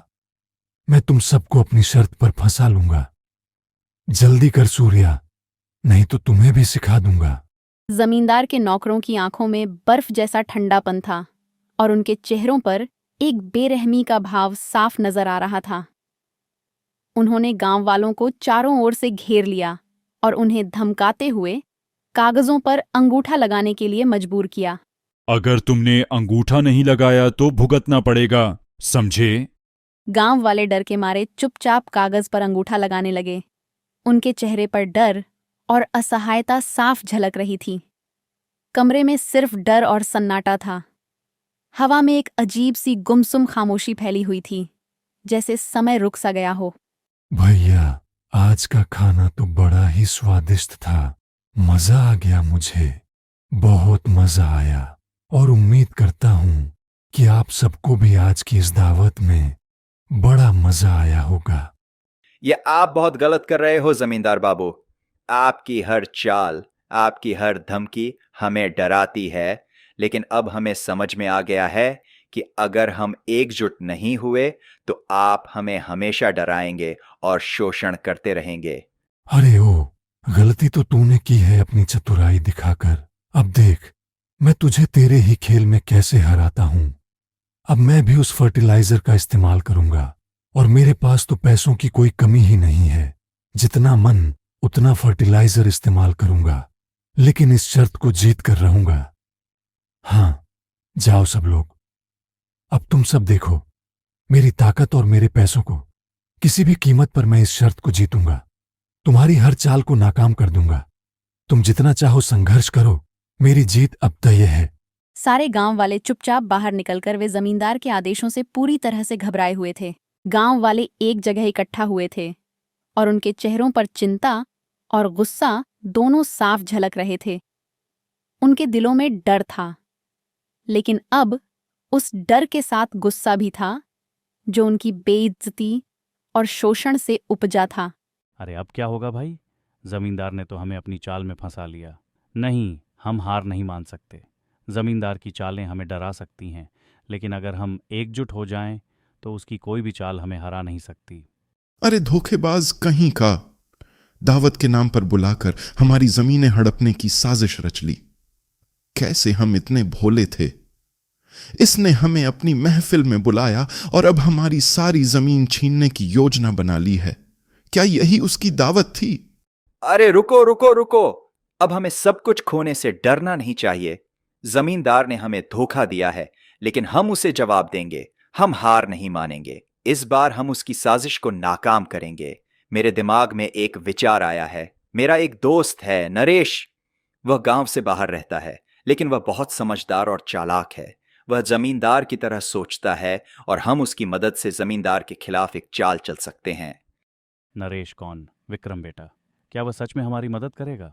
और क्या वह जमींदार के खिलाफ हमें जीत दिला पाएगा? काका कॉलेज में मेरा सबसे अच्छा दोस्त था।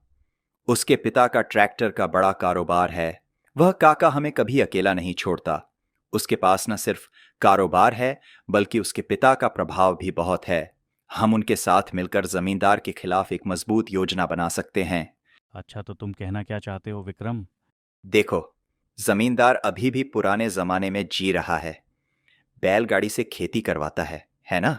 अगर हम नरेश से ट्रैक्टर भाड़े पर ले आए तो ऐसी फसल खड़ी कर देंगे कि जमींदार की आंखें फटी की फटी रह जाएंगी। अगर ऐसा हुआ तो जमींदार तो कुछ नहीं कर पाएगा। उसकी सारी चालें हम उलट देंगे। हाँ, अब हमें बस एकजुट होना है और सही समय पर सही कदम उठाना है। अब जमींदार को उसके ही खेल में मात देंगे। अरे वाह भाई, वाह वाह वाह! तुम्हारा दिमाग तो घी से भी ज्यादा चिकना है। क्यों? Component placement. अगर हम सही तरीका अपनाते हैं तो जमींदार की सारी योजनाएं हमारी मेहनत के सामने ध्वस्त हो जाएंगी। ये जीत हमारी है, बस हमें एकजुट होकर सही कदम उठाना होगा। अरे जीते रहो बेटा, जीते रहो। तुम्हारी बुद्धि ने एक बार फिर से रास्ता दिखा दिया है। बहुत बढ़िया, बहुत बढ़िया। हम सब साथ हैं विक्रम। तेरी इस चतुराई और मार्गदर्शन ने हमें ये यकीन दिलाया है कि हम जमींदार के खिलाफ खड़े हो सकते हैं। यह हमारी लड़ाई है और हम एक साथ जीत सकते हैं। अब हमें एकजुट होकर ही जमींदार की चालों को नाकाम करना है। चलो कल सुबह ही चलते हैं नरेश के पास। वक्त बर्बाद नहीं करना है। जमींदार को दिखा देंगे कि मेहनत और ईमानदारी का फल कैसा होता है। हाँ, अब हम दिखाएंगे कि अगर मेहनत और ईमानदारी से काम किया जाए तो कोई भी साजिश हमें हरा नहीं सकती। हाँ हाँ, चलो। अब की बार जमींदार की चाल उस पर ही भारी पड़ेगी। अब हम उसे वही दिखाएंगे जो वो कभी सोच भी नहीं सकता था। हमारी मेहनत, हमारी एकता और हमारी ईमानदारी अब जमींदार के अहंकार पर भारी पड़ेगी। सही कहा विक्रम, अब हम कोई कसर नहीं छोड़ेंगे। हम उसकी चालों को। किसी ने कहा है कि मुसीबत जब आती है तो रास्ता भी साथ लेकर आती है।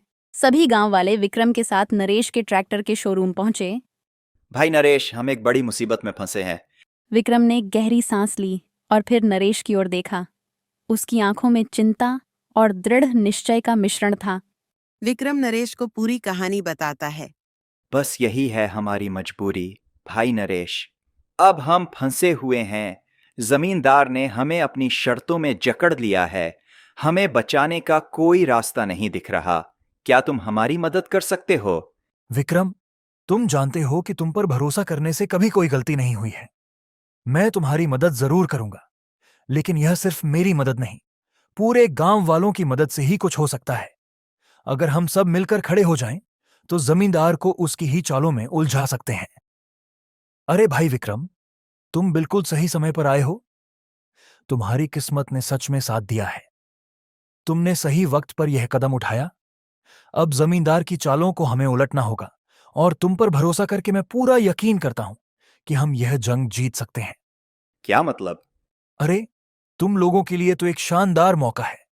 देखो, मेरे यहां एक नई कंपनी आई है, स्पेस एक्स ट्रैक्टर्स। ये कंपनी 3 महीने तक लोगों को फ्री में नए ट्रैक्टर दे रही है, ताकि लोग देख सकें और समझ सकें कि ट्रैक्टर कैसे काम करता है। मेरे पास भी एक नया ट्रैक्टर आया है। अगर किसी ग्राहक को पसंद आ जाए तो वह उसे खरीद भी सकता है, और अगर पसंद नहीं आता तो वह बिना किसी खर्चे के वापस भी कर सकता है। हाँ, बिल्कुल, यह एक बेहतरीन मौका है विक्रम। 3 महीने के लिए ट्रैक्टर मिलेगा, और अगर अच्छा लगे तो तुम खरीद सकते हो और नहीं तो बिना किसी खर्चे के वापस कर सकते हो। यह हमें बहुत बड़ा फायदा देगा। इस ट्रैक्टर का इस्तेमाल करके हम अपनी फसल को पहले से ज्यादा अच्छा और जल्दी तैयार कर सकते हैं। क्या बात कर रहे हो भाई, ऐसा है क्या? हाँ, यही है सही मौका। तुम्हें यकीन नहीं हो रहा ना, पर यह सच है। इस ट्रैक्टर को इस्तेमाल कर तुम अपनी फसल की गुणवत्ता और पैदावार को पहले से कहीं बेहतर बना सकते हो। 3 महीने का वक्त है। इसे सही तरीके से इस्तेमाल करके तुम जमींदार की चालों को मात दे सकते हो। हाँ, और क्या, सुनो, मैं तुम्हारे नाम से इस स्कीम को कर सकता हूं। मतलब तुम कह रहे हो कि अगर हम यह मौका सही से पकड़ते हैं तो हम जमींदार को उसकी ही चालों में हरा सकते हैं? बिल्कुल, यही मौका है। हम साथ मिलकर काम करेंगे और इस ट्रैक्टर के साथ अपनी फसल बेहतर करेंगे। और तुम देखना, जमींदार तो सिर्फ बातों से ही हमें डराना चाहता था, लेकिन अब हमारी मेहनत और निष्ठा से वह हार जाएगा। हाँ, मतलब जमींदार को यह बात और भी चौंकाने वाली लगेगी और हमें एक फायदा मिलेगा।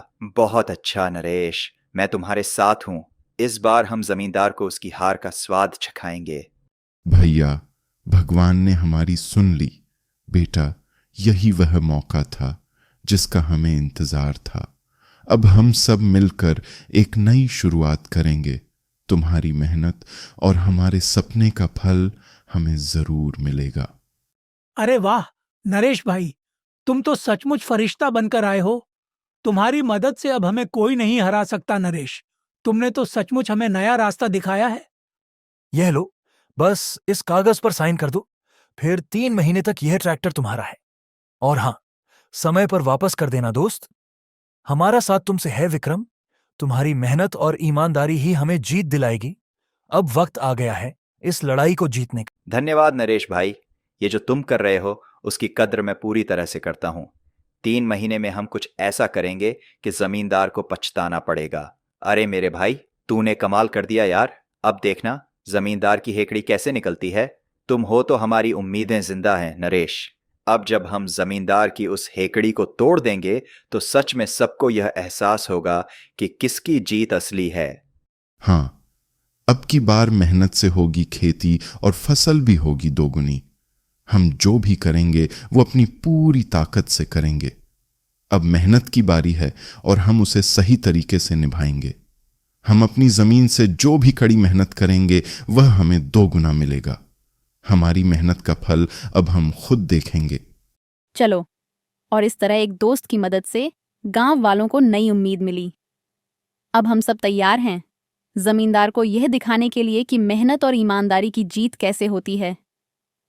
गांव वालों ने एकजुट होकर अपने हौसले और मेहनत को एक नई दिशा में लगा दिया था। अब उनके दिलों में यह विश्वास था कि इस बार वे जमींदार को हराकर अपनी जमीन और अपनी इज्जत को वापस पा सकते हैं। सारे गांव वाले नए ट्रैक्टर को लेकर अपने खेत के सामने पहुंचे।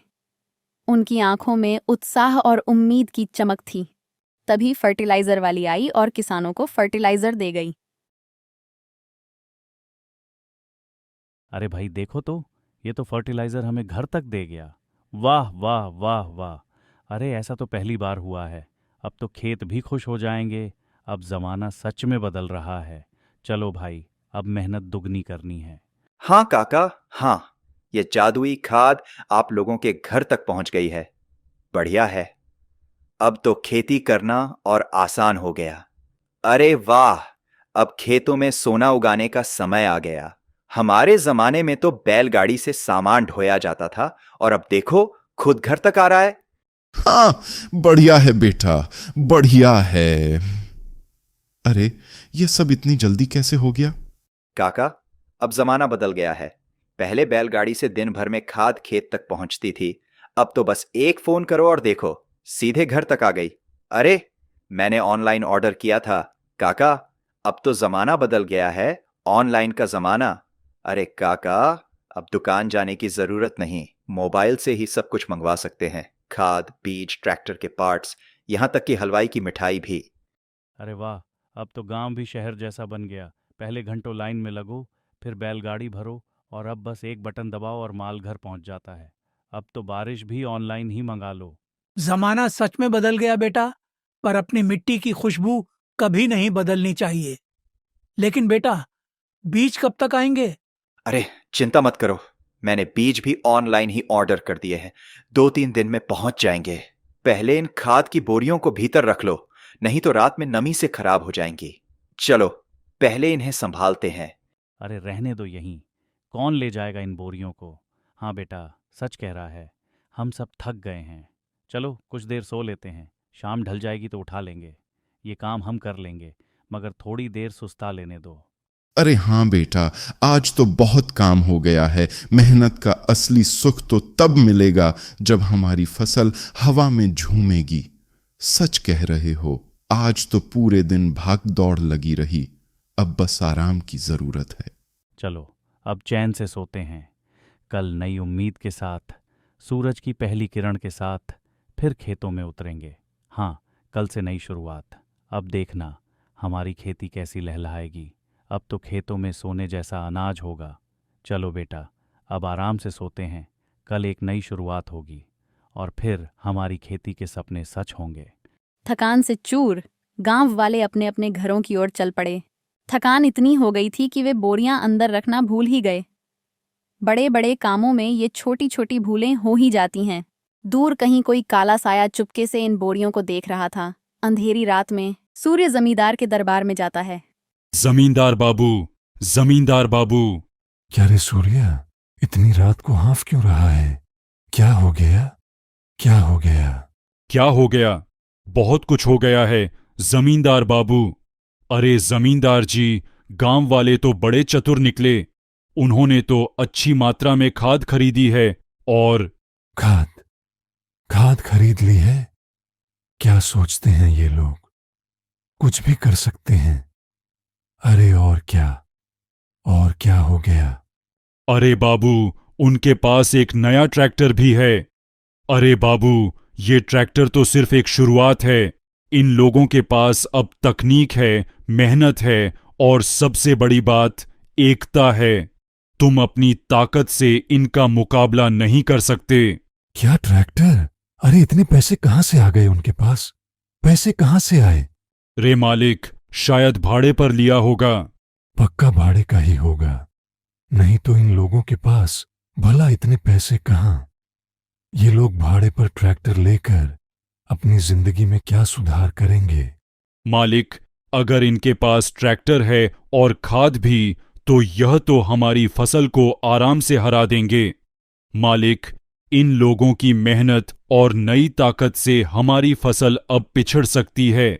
यह अब पहले जैसा आसान नहीं होगा। मेरे मस्तिष्क में एक युक्ति आई है।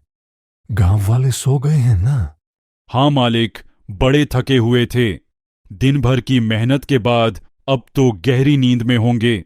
उनकी आंखों में जैसे हजारों दिनों की थकान चुपचाप समाई हो और उनके चेहरे पर राहत की एक छांव छाई हो। लगता है अब उन्हें आराम की जरूरत है, ताकि कल फिर से वही जोश और ताकत से काम में लग सकें। हाँ ठीक है, चल अब तू मेरे साथ चल। कहाँ कहाँ मालिक, कहाँ ले चलोगे मुझे? अरे चल तो सही। आज रात कुछ ऐसा करेंगे कि सुबह तक इन गांव वालों की सारी चतुराई धरी की धरी रह जाएगी। जब हम इस प्लान को अंजाम देंगे तो वो सब हैरान रह जाएंगे, जैसे उनके हाथों से सब कुछ फिसल गया हो। आज रात हम वो करेंगे जो किसी ने सोचा भी नहीं होगा। कल सबको यकीन होगा कि हमसे पंगा लेना बड़ी गलती थी। और इस तरह काली रात के अंधेरे में 3 काली छायां ट्रैक्टर के पास आकर खड़ी हो गईं। जैसे रात की खामोशी ने अपनी पकड़ मजबूत कर ली हो, वो तीनों साया उस अंधेरे में खो गए थे। साथ में एक बड़ा सा पात्र भी लेकर आए थे, जिसमें कुछ था जो इस योजना का अहम हिस्सा था। आज हम जो करेंगे वो सिर्फ गांव वालों के लिए नहीं, अपनी ताकत साबित करने के लिए भी है। इस बड़े पात्र को ट्रैक्टर के ऊपर अच्छी तरह से उड़ेल दे जा। इसमें क्या है मालिक? अरे इसमें मिट्टी का तेल है। इस ट्रैक्टर को हम आग लगा देंगे जल्दी। आज रात ये ट्रैक्टर जलने वाला है और फिर कोई भी हमें चुनौती नहीं देगा। तुम समझ रहे हो ना? ये सिर्फ आग नहीं, ये हमारी ताकत का इशारा है। क्या पर मालिक, ये क्या कर रहे हैं हम? अरे चुप कर, चिल्ला मत। जो करना है वो करना पड़ेगा। जब इस ट्रैक्टर का मालिक इनसे ट्रैक्टर मांगने आएगा तो ये अपना पूरा जीवन लगा देंगे, तब भी इसके पैसे नहीं चुका पाएंगे। तू समझ नहीं रहा, ये सिर्फ एक ट्रैक्टर नहीं है, ये हमारी जीत का पहला कदम है। अब जल्दी कर, समय कम है। हाँ मालिक, अब इनके पास कुछ नहीं बचेगा। शर्त हारने के बाद सारी जमीन आपकी हो जाएगी। बिल्कुल, अब इनकी सारी उम्मीदें हमारी गिरफ्त में हैं। जब ये सब खत्म होगा तो इनकी सारी जमीन हमारी होगी। ट्रैक्टर में आग लग जाती है और वो तेज लपटें अंधेरे में जैसे एक नई कहानी की शुरुआत हो। आग की चिंगारियां आस-पास के अंधेरे को चीरते हुए उठ रही थीं। हाँ, अब देखता हूं, ये किसी भी कीमत पर नहीं जीत सकते। ये तो हार चुके हैं। अब इनका कोई रास्ता नहीं बचा। सब कुछ हमारे हाथ में है और ये सब कुछ खो चुके हैं। अब ये केवल हमारी मर्जी के मुताबिक चलेंगे। मालिक, चलिए चलिए, अब घर चलते हैं, कहीं किसी को शक ना हो जाए। जल्दी, हमने जो किया वो अब छिपा नहीं सकता। अब जल्दी कर, कोई भी कदम गलत नहीं होना चाहिए। अब घर चलते हैं। अरे रुको रुको रुको, इतनी जल्दी क्या है? सुनो, इन फर्टिलाइजर की बोरियों को कौन उठाएगा? जल्दी रखवा, इन बोरियों को जल्दी से जगह पर रख दो, वरना कोई देख लेगा। सब कुछ पूरी तरह से नियंत्रण में है, इन्हें यहां से जल्दी रखो। जी मालिक, जी मालिक। इन्हें हवेली में रखवा दो, हमें खाद खरीदने की जरूरत भी नहीं पड़ेगी।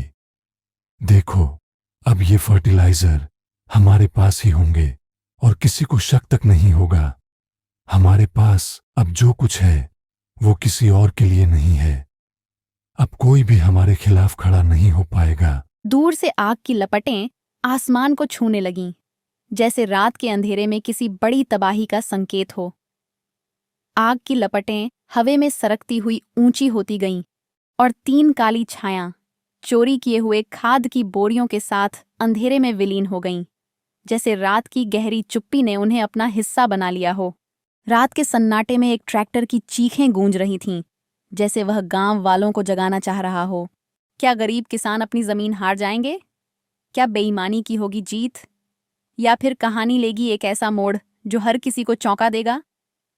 सवाल हवा में लटके हुए थे, जैसे हर शब्द एक नई मुसीबत का संकेत दे रहा हो। उन शब्दों में संघर्ष और अनिश्चितता थी, जैसे किसी बड़ी ताकत के सामने छोटे लोग खड़े हों। कहानी अब किसी भी दिशा में जा सकती है, पर यह कहानी अब खत्म नहीं होने वाली। ये बस एक नई शुरुआत होगी। चलिए दोस्तों, अगले भाग की एक छोटी सी झलक देख लेते हैं। अरे, मेरी फसल को मैंने मंडी वालों को बुलाकर दिखाया तो उसने कहा कि यह फसल आराम से 70,000 में बिक जाएगी और तुम्हारी फसल के तो कोई 20,000 भी नहीं मिलेंगे। भैया, तुमने सही सुना, अब तो सब कुछ मेरे हाथ में है। तुम्हारी फसल अब मेरे लिए कुछ नहीं है, सब मेरे पास आ चुका है। हाँ, अब तो सब भाई मेरा है। तभी उस जगह नरेश एक व्यक्ति के साथ आता है। उसकी आंखें जले हुए ट्रैक्टर पर पड़ीं और वह कुछ पल के लिए अचंभे में था। विक्रम भाई, अरे ये क्या हो गया? ये क्या किया तुमने? नरेश भाई, हम इसे इस जगह पर पार्क करके घर गए थे अंदर सोने, और जब आए तो यह जला हुआ मिला। भाई, ये 10 लाख का था यार। क्या 10 लाख का? ठीक है यार, ये इतना बड़ा नुकसान हो गया, अब क्या करेंगे? भाई, मैं कुछ भी करके तुम्हारे पैसे दे दूंगा, लेकिन यह मत सोचना कि मैंने तुम्हारे पैसे खा लिए हैं। तुम जो चाहो वो कर सकते हो, लेकिन याद रखना, अब कुछ गलत नहीं होना चाहिए। हम जो भी करेंगे बहुत सोच समझ कर करेंगे। वाह रे वाह, वाह वाह, देखो तो सही इनका नाटक, नौटंकी। तुम्हें समझने में वक्त लगेगा, लेकिन जब असलियत सामने आएगी तब ये सब नौटंकी नहीं रहेगी। अरे सुशीला, उस जमींदार ने हमें फिर से ठग लिया। हमने उस पर भरोसा किया था, सोचा था इस बार हालात बदलेंगे, लेकिन नहीं, उसने फिर वही चाल चली। फिर से हमारी मेहनत, हमारी उम्मीदों को छलनी कर दिया। कितनी बार धोखा खाएंगे हम? कब तक यूं ही लूटते रहेंगे? गुस्सा आ रहा है सुशीला, कलेजा जल रहा है, अब और नहीं। यह आपने बहुत अच्छा किया पिताजी। अब बस आप देखते जाइए मैं उस जमींदार का क्या करता हूं। अब कोई दया नहीं, कोई माफी नहीं। उसने हमारा सब्र बहुत परखा, हमारी मेहनत को रौंद डाला, लेकिन अब खेल उसके हाथ में नहीं रहेगा। उसने हमें ठग लिया ना। अब मैं उसे दिखाऊंगा कि असली बाजीगर कौन है। उसने हमारी रोटी छीनी है, अब मैं उसका चैन छीन लूंगा। अब की बार जमीन नहीं जाएगी, इस बार उसका गुरूर जाएगा, उसका घमंड जाएगा। और मैं कसम खाकर कहता हूं सुशीला, अब की बार हार हमारी नहीं होगी। अगर तुम फसल को 1.5 महीने पहले काट लोगे तो फसल तुम्हारी, नहीं तो सारी फसल हमारी। अब या तो तुम्हारी चालाकी काम आएगी या हमारी तेजी। कम से कम 4-5 महीने लगते हैं फसल काटने में। दिन रात की मेहनत, पसीना, खून जैसी मेहनत बहानी पड़ती है। तब जाकर धरती सोना उगलती है। हर बीज के साथ एक सपना बोते हैं हम। हर पौधे को अपने बच्चों की तरह पालते हैं, और फिर भी हमें लूट लिया जाता है। अरे, शहर में पढ़ लिख कर आया है तो क्या खेती किसानी का सारा ज्ञान भूल गया है क्या? जमीन के सीने में बीज डालो तब जाकर अन्न उगता है। और ये जो 4-5 महीने की मेहनत है ना, वो सिर्फ मेहनत नहीं, तपस्या होती है। हाँ, इस विक्रम की वजह से आज तुम सबकी सारी जमीन मेरी हो गई। वाह रे विक्रम, वाह। तू तो बड़ा होशियार बनता था, बड़ा नेता बनता था, लेकिन देख तेरी नेतागिरी ने क्या किया। गांव वालों का भरोसा तोड़ दिया, उनकी जमीन छीन ली, उनकी मेहनत को मिट्टी में मिला दिया। मालिक, थोड़ा तो रहम कीजिए। हमारा सब कुछ लुट गया, अब और क्या छीनोगे? हमारे पास क्या बचेगा? रहम की बात मत करना। रहम? यहां कोई रहम नहीं होता। अब जब बाजी हमारे हाथ में है तो रहम की बात करते हो? याद रखो, ये दुनिया ताकत से चलती है, दया से नहीं। जो कमजोर होता है उसे कुचला ही जाता है। दोस्तों, अगर आपने अभी तक इस कहानी का पहला भाग नहीं देखा है तो आप सच में बहुत कुछ मिस कर रहे हैं। रहस्य, साजिश और जबरदस्त रोमांच से भरी इस कहानी का असली मजा लेने के लिए अभी डिस्क्रिप्शन में दिए गए लिंक पर क्लिक करें। हर मोड़ पर नए ट्विस्ट, हर पल में बढ़ता तनाव और एक ऐसा संघर्ष जो आपको आखिर तक बांधे रखेगा। तो देर मत कीजिए, पहले पाठ को देखें और इस जबरदस्त सफर का हिस्सा बनें। अरे भगवान, ये क्या हो गया? ये क्या हो गया? अरे ये क्या हो गया? नजरें यकीन करने को तैयार नहीं, दिल इस सच्चाई को मानने से इनकार कर रहा है। ऐसा कैसे हो सकता है? ऐसा नहीं होना चाहिए था। अब क्या करेंगे? अब किससे फरियाद करेंगे? अरे ये क्या हो गया? हाँ, हमारा ट्रैक्टर, ये किसने जला दिया? ये कैसे हुआ? दिल में आग लग रही है, समझ नहीं आ रहा किसने इतनी बुरी नजर डाली हमारी मेहनत पर। हमारी पूरी जिंदगी का इंतजाम था, हमारी ताकत था वो ट्रैक्टर, और ये किसी ने छीन लिया। किसकी हिम्मत हुई हमारी मेहनत को जलाने की? यह सिर्फ मशीन नहीं थी, यह हमारा सपना था। सारी मेहनत बर्बाद हो गई, सारी जमा पूंजी खत्म। क्या किया था हमने? दिन रात एक कर दी थी अपने परिवार के लिए, अपनी जिंदगी को सुधारने के लिए। और अब देखो, खाद की बोरियां भी गायब, सब कुछ लूट लिया गया। क्या ये हमारे साथ इंसाफ है? ये किसी ने जानबूझकर किया है, किसी से हमारी तरक्की नहीं देखी गई है। इतना जुल्म क्यों? ये साजिश क्यों? हमें तो लगता था कि हम सिर्फ अपने रास्ते पर चल रहे हैं, लेकिन ये तो एक साजिश थी।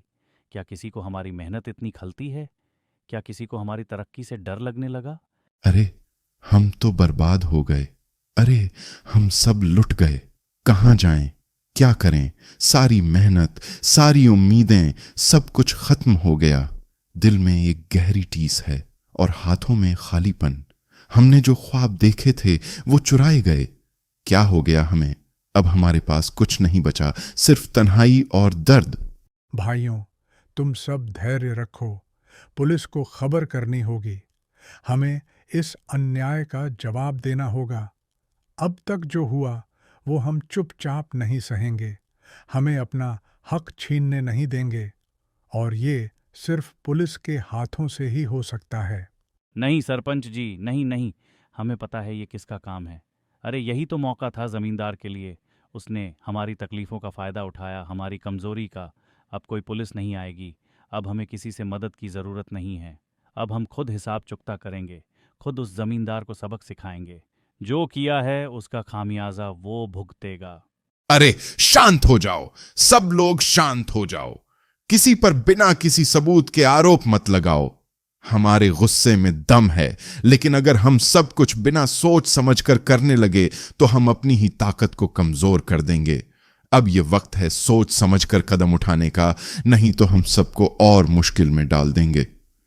सबूत होना चाहिए, और अगर बिना इसे हाथ में लिए हम आगे बढ़े तो हमें यह गलत साबित हो सकता है। भाइयों, क्या हमने कभी पहले खेती नहीं की है? हम आज तक बिना ट्रैक्टर और बिना फर्टिलाइजर के ही खेती करते आए हैं। हमने खुद को और अपने खेतों को खून पसीने से सींचा है, और आप लोगों ने देखा है हर कदम पर हमारी मेहनत, हमारी इच्छा शक्ति। यह कोई नई बात नहीं है। हम जब तक जिंदा हैं मेहनत से पीछा नहीं छोड़ेंगे। हमने हमेशा अपने खेतों को अपना कीमती खजाना माना है, और जब तक हमें जरा सी भी उम्मीद है हम इसे कभी नहीं छोड़ेंगे। हमने ही खेतों में संघर्ष किया है, और यही संघर्ष हमारी ताकत है। हां बेटा, तुम सही कह रहे हो, बिल्कुल सही बात है। हमने हमेशा अपने संघर्षों से ही सीखा है, और आज भी वही रास्ता दिखा रहा है।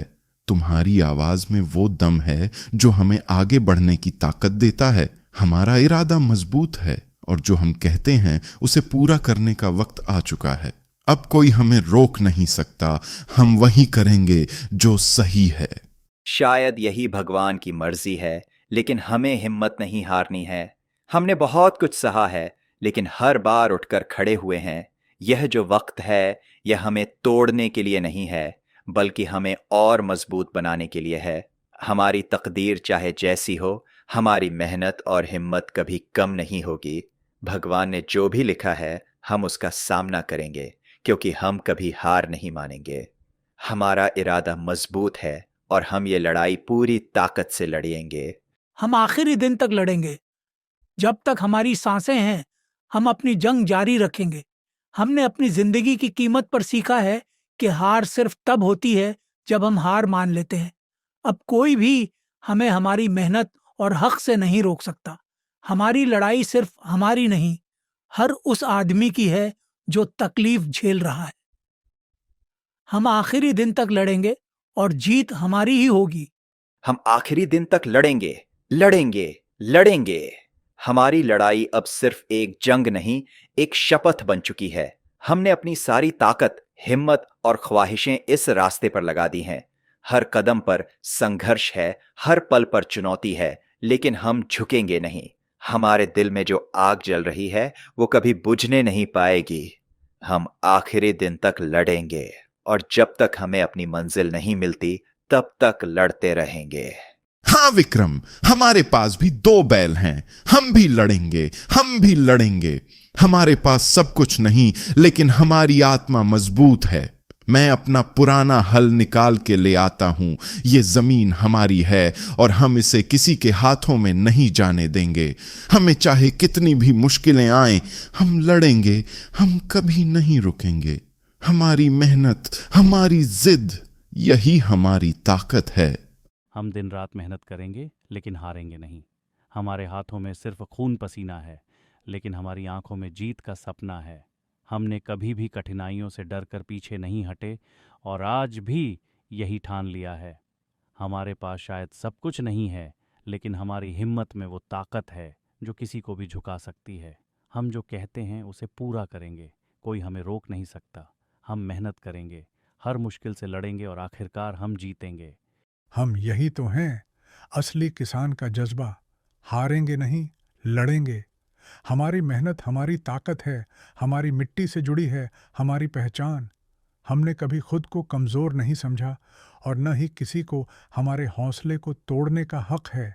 हमारी लड़ाई सिर्फ हमारी नहीं, हमारे खेतों की, हमारे बच्चों की, हमारी ज़मीन की है। हम असली किसान हैं। हम किसी भी मुश्किल से नहीं डरते। हम हर हाल में अपनी लड़ाई जीतेंगे। लड़ेंगे, हारेंगे नहीं। लड़े लड़े लड़े लेंगे नहीं। हर दर्द, हर आंसू, हर मुश्किल हमारी हिम्मत को और मजबूत बनाएगी। हमने जो ठान लिया है उसे कोई बदल नहीं सकता। हम अपनी जमीन, अपनी हक के लिए लड़ेंगे। जले हुए ट्रैक्टर के पास खड़े किसानों के चेहरों पर हार की निराशा की जगह अब जीत का जज्बा था। उनकी आंखों में वही आग थी जो किसी ने बुझाने की कोशिश की थी, लेकिन अब वही आग हमें आगे बढ़ने की ताकत दे रही थी। हवा में एक नई उम्मीद की खुशबू घुल गई थी, जैसे हर एक सांस के साथ नया साहस मिल रहा हो। जो कभी बिखरे थे, अब सब एकजुट थे, और अब हमें कोई रोक नहीं सकता। समय पंख लगाकर उड़ रहा था, और हर बीता पल जैसे हमारी संघर्ष की कहानी में नया अध्याय जोड़ रहा था। जमींदार के खेत में सोने सी लहलहाती फसल हुई, और गांव वालों के खेतों में साधारण फसल हुई, लेकिन जमींदार की फसल 3 गुना ज्यादा खुशहाल थी। वो जो उसने फर्टिलाइजर था, अब उसका असर साफ दिखाई दे रहा था। पिताजी, मैंने सारे गांव वालों को बोल दिया है, वे सभी हमारे खेत के बाहर मिलने वाले हैं। आज वो दिन आ गया है जब हम अपनी मेहनत को सामने रखेंगे, और जमींदार, आज वह फसल की कटाई करने वाला है। आज 3 महीने पूरे हो गए हैं। 3 महीने की कड़ी मेहनत, तड़प और उम्मीद अब रंग लाने वाली है। आज शर्त का अंतिम दिन है, ठीक है? बेटा, चिंता मत करो। चलो वहां चलते हैं। जो हमने ठान लिया है उसे पूरा करने का वक्त आ गया है। हमने जिस रास्ते पर चलने की शुरुआत की थी वो अब हमारे सामने है, और हम पीछे नहीं हटेंगे। आज हम सब मिलकर उस दिन का सामना करेंगे जो हमारी मेहनत और संघर्ष का फल होगा। हमारी मेहनत, हमारी एकता और हमारा विश्वास अब सबको दिखाने का समय है। चलो बेटा। आ गए तुम लोग। आओ आओ आओ। अरे देखो तो सही, अपनी मुरझाई हुई छोटी छोटी फसल देखो। देखो देखो कैसे टूट रही हैं हमारी उम्मीदें। हमारी मेहनत की सारी मेहनत बर्बाद हो रही है। हाँ, इस विक्रम की वजह से आज तुम सबकी सारी जमीन मेरी हो गई। वाह रे विक्रम, वाह, तू तो बड़ा होशियार बनता था। क्या नेतागिरी की तूने? गांव वालों की सबकी लुटिया ही डुबो दी। तेरी चालाकी ने हमें क्या दिया? सिर्फ धोखा और दर्द। अब सबको दिख जाएगा कि तेरा असली चेहरा क्या था। मालिक, थोड़ा तो रहम कीजिए। हमारे पास अब क्या बचा है? हमारी मेहनत, हमारी उम्मीदें, सब कुछ आप ही ने छीन लिया। हमने पूरी जिंदगी खटखट कर मेहनत की, और अब कुछ भी नहीं बचा। हम तो इंसान हैं मालिक, क्या हमारी तकलीफें आपको दिखाई नहीं देती? हमारा क्या होगा? हमें थोड़ा इंसाफ चाहिए, थोड़ा रहम चाहिए। हमारे पास कुछ नहीं बचा, बस आपकी दया की उम्मीद है। हे, रहम की बात मत करना। अब देखो जरा, तुम्हारी यह फसल मेरी फसल के सामने एकदम मुरझाई हुई लग रही है, बिल्कुल वैसे ही जैसे तुम लोगों की किस्मत। अरे, मेरी फसल को मैंने मंडी वालों को बुलाकर दिखाया तो उसने कहा कि यह फसल आराम से 70,000 में बिक जाएगी, और तुम हमारी फसल को देखो, उसे तो कोई 20,000 भी नहीं मिलेंगे। अब सब साफ हो गया है, तुम्हारी सारी उम्मीदें टूटने वाली हैं। अरे, हमने तो पूरी मन लगाकर मेहनत की थी। क्या हो गया ये? हम क्या कर रहे थे? हमने अपने खून पसीने से इस जमीन को सींचा, और अब यह हमारी आंखों के सामने बर्बाद हो रही है। क्या हमारी मेहनत का कोई मोल नहीं? क्या हम फिर से कभी अपने खेतों पर उम्मीद से काम कर पाएंगे? हमने तो सब कुछ दिया था, और अब क्या मिला? सिर्फ निराशा और टूटे हुए सपने। अरे मेहनत, अरे भोले भाले किसानों, मेहनत से क्या होता है? दिमाग लगाना पड़ता है। वो फर्टिलाइजर जो तुम लोगों ने सोचा था कि किसी काम का नहीं, वही अब मेरी ताकत बन गया। खैर छोड़ो, अब तुम लोगों से कुछ नहीं मिलेगा। अब सब कुछ मेरा है। सीधी बात है, तुम सब मेरी योजना का हिस्सा हो, और तुम कभी नहीं जीत सकोगे। तुम लोग मेहनत करते रहो, लेकिन मैं जो करता हूं वो दिमाग से होता है, और तुम कभी समझ नहीं पाओगे। अब जो भी होगा वो मेरे हिसाब से होगा, और तुम्हें मेरे आगे झुकना ही पड़ेगा। तभी उस जगह नरेश एक व्यक्ति के साथ आता है, और उसकी आंखें जले हुए ट्रैक्टर पर पड़ती हैं। विक्रम भाई, अरे ये क्या हो गया? नरेश भाई, हम इसे इस जगह पर पार्क करके घर गए थे अंदर सोने, और जब आए तो ये जला हुआ मिला। भाई भाई, मेरी जितनी बेइज्जती करनी है कर लो, लेकिन बाकी गांव वालों को कुछ मत बोलना। इनकी कोई गलती नहीं है। असल में मेरी किस्मत ही खराब है। मेरी किस्मत में पैसे ही नहीं लिखे हैं। हमने क्या गलत किया था? हमने तो अपनी पूरी मेहनत लगा दी थी, लेकिन अब देखो क्या हो गया। अच्छा, ये बताओ, तुम्हारा ट्रैक्टर कितना रुपयों का था? यार, ये रुपयों की बात नहीं है। यह तो एक जिंदगी की मेहनत थी। यह तो 10 लाख रुपए का था। ये 10 लाख रुपए की कीमत नहीं, वो सारी रातों की नींद, वो दिन रात की मेहनत की कीमत थी। अब देखो, ये सब जलकर राख हो गया और हमें बस कच्चे हाथ कुछ नहीं मिला। क्या 10 लाख का? ठीक है भाई, मैं कुछ भी करके तुम्हारे पैसे दे दूंगा, लेकिन ये मत सोचना कि मैंने तुम्हारे पैसे खा लिए हैं। हमारे बीच ऐसा नहीं हो सकता। जो कुछ हुआ है वो किस्मत का खेल था, लेकिन मैं अपनी जिम्मेदारी समझता हूं। मैं इसे सही करूंगा, यकीन रखो। जो भी हो, मैं तुम्हारे पैसे पूरी ईमानदारी से लौट आऊंगा। वाह रे वाह, वाह वाह, देखो तो सही, इनका नाटक, नौटंकी। क्या है ये सब? सिर्फ दिखावा और ढोंग करने के सिवा इनके पास कुछ नहीं। अब इनकी असलियत सामने आ गई है। जो कभी हमें धोखा दे रहे थे, वही आज अपनी गलतियां छुपाने के लिए ये सब कर रहे हैं। क्या समझते हैं ये लोग? हम इतने मूर्ख नहीं हैं कि इनकी बातों में आ जाएं। वैसे ये कौन है? अरे, तुम मुझे कुछ बोलने तो दो। तब से तुम ही बोले जा रहे हो जैसे मैं कुछ कह ही नहीं सकता। कभी तो हमें भी अपनी बात रखने का मौका दो। Actually, I'm really sorry. Hope you all are safe. I didn't mean for things to go this way, but I understand the pain and frustration it's caused. Please, I didn't want to hurt anyone or put anyone in danger. That was never my intention. Sir, why are you saying sorry? What happened? Did something happen that I don't know about? Why are you apologizing all of a sudden? You don't have to say sorry. We need to understand what went wrong. दरअसल जिन models को trial में दिया गया था, उनमें से कई tractors में ऐसे ही आग लग गई। कुछ ट्रैक्टर्स को तो लोग चला रहे थे, तभी अचानक आग लग गई और लोग बुरी तरह से घायल हो गए। यहां तक कि कुछ लोग अपनी जान से भी हाथ धो बैठे और हमें कुछ भी करने का मौका नहीं मिला। Yes, exactly. I apologize for this great mistake, and I have an offer for you. I want to give you a brand new tractor, free of cost. This was our mistake, and we take full responsibility for it. I know words can't fix what's happened, but this is the least we can do to make it right. We never intended for such a thing to happen, and now I'm offering this as a gesture of sincerity and regret. Wow, sir. Thank you so much. Thank you so much. You really didn't have to do this, but your gesture means the world to us. You are truly great, and I don't have enough words to express how grateful we are. बेटा, ये सब क्या बातें हो रही हैं? ये साहब क्या कह रहे हैं?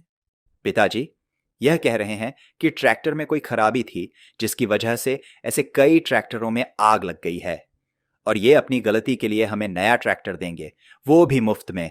मैं समझता हूं कि यह बड़ी बात है, और शायद यही समय है कि हमें भी थोड़ा उम्मीद और विश्वास दिखाना चाहिए। अरे वाह बेटा, वाह वाह वाह वाह। चलो, यह समस्या तो मिट गई। बहुत बढ़िया। अब जो भी हुआ, हमें जो सही रास्ता दिखाया गया है, वो कम से कम हमारे लिए एक उम्मीद बन गया। अब लगता है जैसे एक भारी बोझ उतर गया हो और हम आगे बढ़ सकते हैं। वक्त की रेत पर लिखी कहानियां अक्सर मिट जाती हैं, लेकिन कभी कभी कुछ ऐसे पल होते हैं जो इतिहास में स्वर्णम अक्षरों में अंकित हो जाते हैं। गांव की पगडंडियों पर चलते हुए हर किसी के मन में एक ही सवाल था। विक्रम की वजह से उनकी जमीन अब किसी और की होने वाली थी। उनकी आंखों में दर्द था, दिल में पीड़ा थी, लेकिन मानवता अभी भी जीवित थी। जब विक्रम के सिर से ट्रैक्टर के कर्ज का बोझ उतरा, तो गांव वालों की आंखों में खुशी की चमक आ गई। भले ही वे जानते थे कि कुछ ही पलों में उनकी पीढ़ियों की जमीन से उन्हें बेदखल किया जाने वाला था, फिर भी उन्होंने विक्रम की खुशी में अपना दर्द भुला दिया। माटी की खुशबू में पली इन रिश्तों की डोर इतनी मजबूत थी कि अपनी बर्बादी के कारण भी वे अपना ही मानते थे। यह उन रिश्तों की शक्ति थी जो हमें एक दूसरे से जोड़े रखती है, चाहे जितना भी संकट क्यों न हो। मिस्टर गुप्ता, गांव वालों की फसल की जांच करने लगते हैं। Oh wow, 10 crops are 100% organic in my country. Organically grown crops are in heavy demand.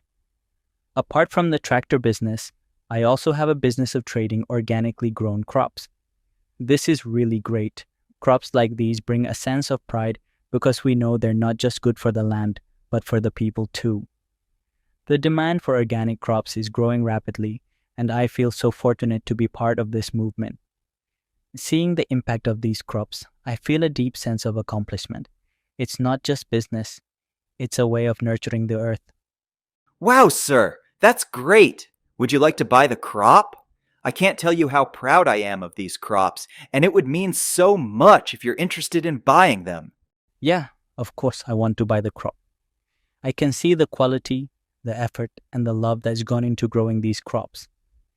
Sir, हम सारे ऑर्गेनिकली ग्रोन क्रॉप्स आपको बेचना चाहते हैं। कितने पैसे आप देने के लिए तैयार हैं? हमारा दिल चाहता है कि ये अद्भुत फसलें आपको मिले, क्योंकि हम जानते हैं कि आप इनकी कद्र करेंगे। At the cost you want to know, okay, let me see. For all the crops, I would sell them for $2,000. This price reflects the true value of the hard work, the dedication, and the love that's gone into growing these crops. वाह, $2,000, $2,000। अरे अरे, भाग्य खुल गए। यह पल सच में अद्भुत है, जैसे किसी ने दरवाजे को खोल दिया हो और हमारी मेहनत का फल हमें मिल गया हो। हमने जो कड़ी मेहनत की थी, वह अब रंग लाई है। यह वही पल है जब हर कठिनाई और संघर्ष का मीठा फल हमें मिलता है। भाग्य से ज्यादा यह हमारे विश्वास और मेहनत का परिणाम है, और अब हम एक नई राह पर चलने के लिए तैयार हैं। अरे, ये गोरा इस फसल के 2000 देने को कह रहा है, पर विक्रम इतना खुश क्यों हो रहा है? अरे, जमींदार की फसल तो 70,000 में जाएगी, अपनी 20,000 में जाती है और अब 2,000 में जा रही है। इतने में ही ये पागल हुआ जा रहा है। ये क्या चक्कर है भाई? इतनी कम कीमत और फिर भी विक्रम इतना खुश हो रहा है, ये तो समझ से बाहर है। अरे, लगता है सदमे में पगला गया है विक्रम। ए विक्रम, 2,000 दे रहे हैं, काहे इतना खुश हो रहा है? उसका इतना खुश होना शायद हम समझ नहीं पा रहे हैं, लेकिन वह शायद किसी बड़ी बात को महसूस कर रहा है जो हम नहीं देख पा रहे। अरे, मैं पागल नहीं हूं पिताजी, कोई पगलाया नहीं हूं। ये हमारी फसल 2,000 नहीं, डॉलर में लेना चाहते हैं। Dollar, dollar! यह जो मौका आया है, वह किसी चमत्कार से कम नहीं है। $2,000, यानी हमारी मेहनत को अब एक नई पहचान मिल रही है। यह हमारी फसल का असली मूल्य है, और जब हम इसे डॉलर में बेचेंगे तो यह सिर्फ पैसे की बात नहीं, बल्कि हमारी मेहनत की सच्ची कीमत है। ए ससुरा, ये डॉलर का है रे।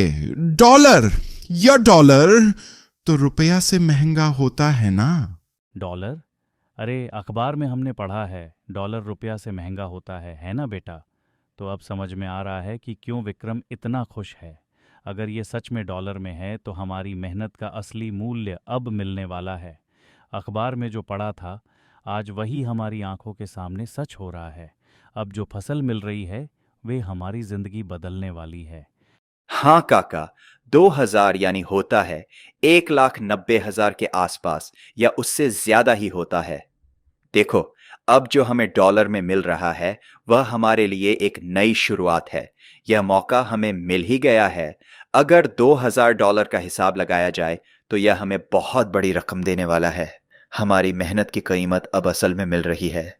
काका, ये सौदा तो कुछ अलग ही होने वाला है। हम जो सोच रहे थे, उससे कहीं ज्यादा मिलने वाला है। अरे वाह वाह वाह वाह वाह, यानी हम सब जीत गए। अब हमें अपने काम पर गर्व हो रहा है। ये जीत सिर्फ हमारी नहीं, बल्कि पूरे गांव की है। हमारी उम्मीद, हमारा संघर्ष अब सफल हो रहा है, और ये सफलता हमें हमेशा याद रहेगी। इतनी बड़ी मुश्किल के बाद मिली यह जीत सच में एक नए दौर की शुरुआत है, और हम सभी इस पल का पूरा आनंद ले रहे हैं। अरे, हम सब जीत गए। यह पल सच में अद्भुत है। हमारी मेहनत, संघर्ष और सब कुछ अब रंग लाया है। इतना लंबा रास्ता तय करने के बाद अब हमें हमारी मेहनत का असली फल मिल रहा है। अरे, हम सब जीत गए। ओ हम सब जीत गए, जीत गए, जीत गए, जीत गए। गांव वालों की खुशी का ठिकाना नहीं था। जमींदार के चेहरे पर पसीने की बूंदें और तेज हो गईं। वह जानता था कि अब उसकी फर्टिलाइजर वाली फसल गले की फांस बन चुकी है।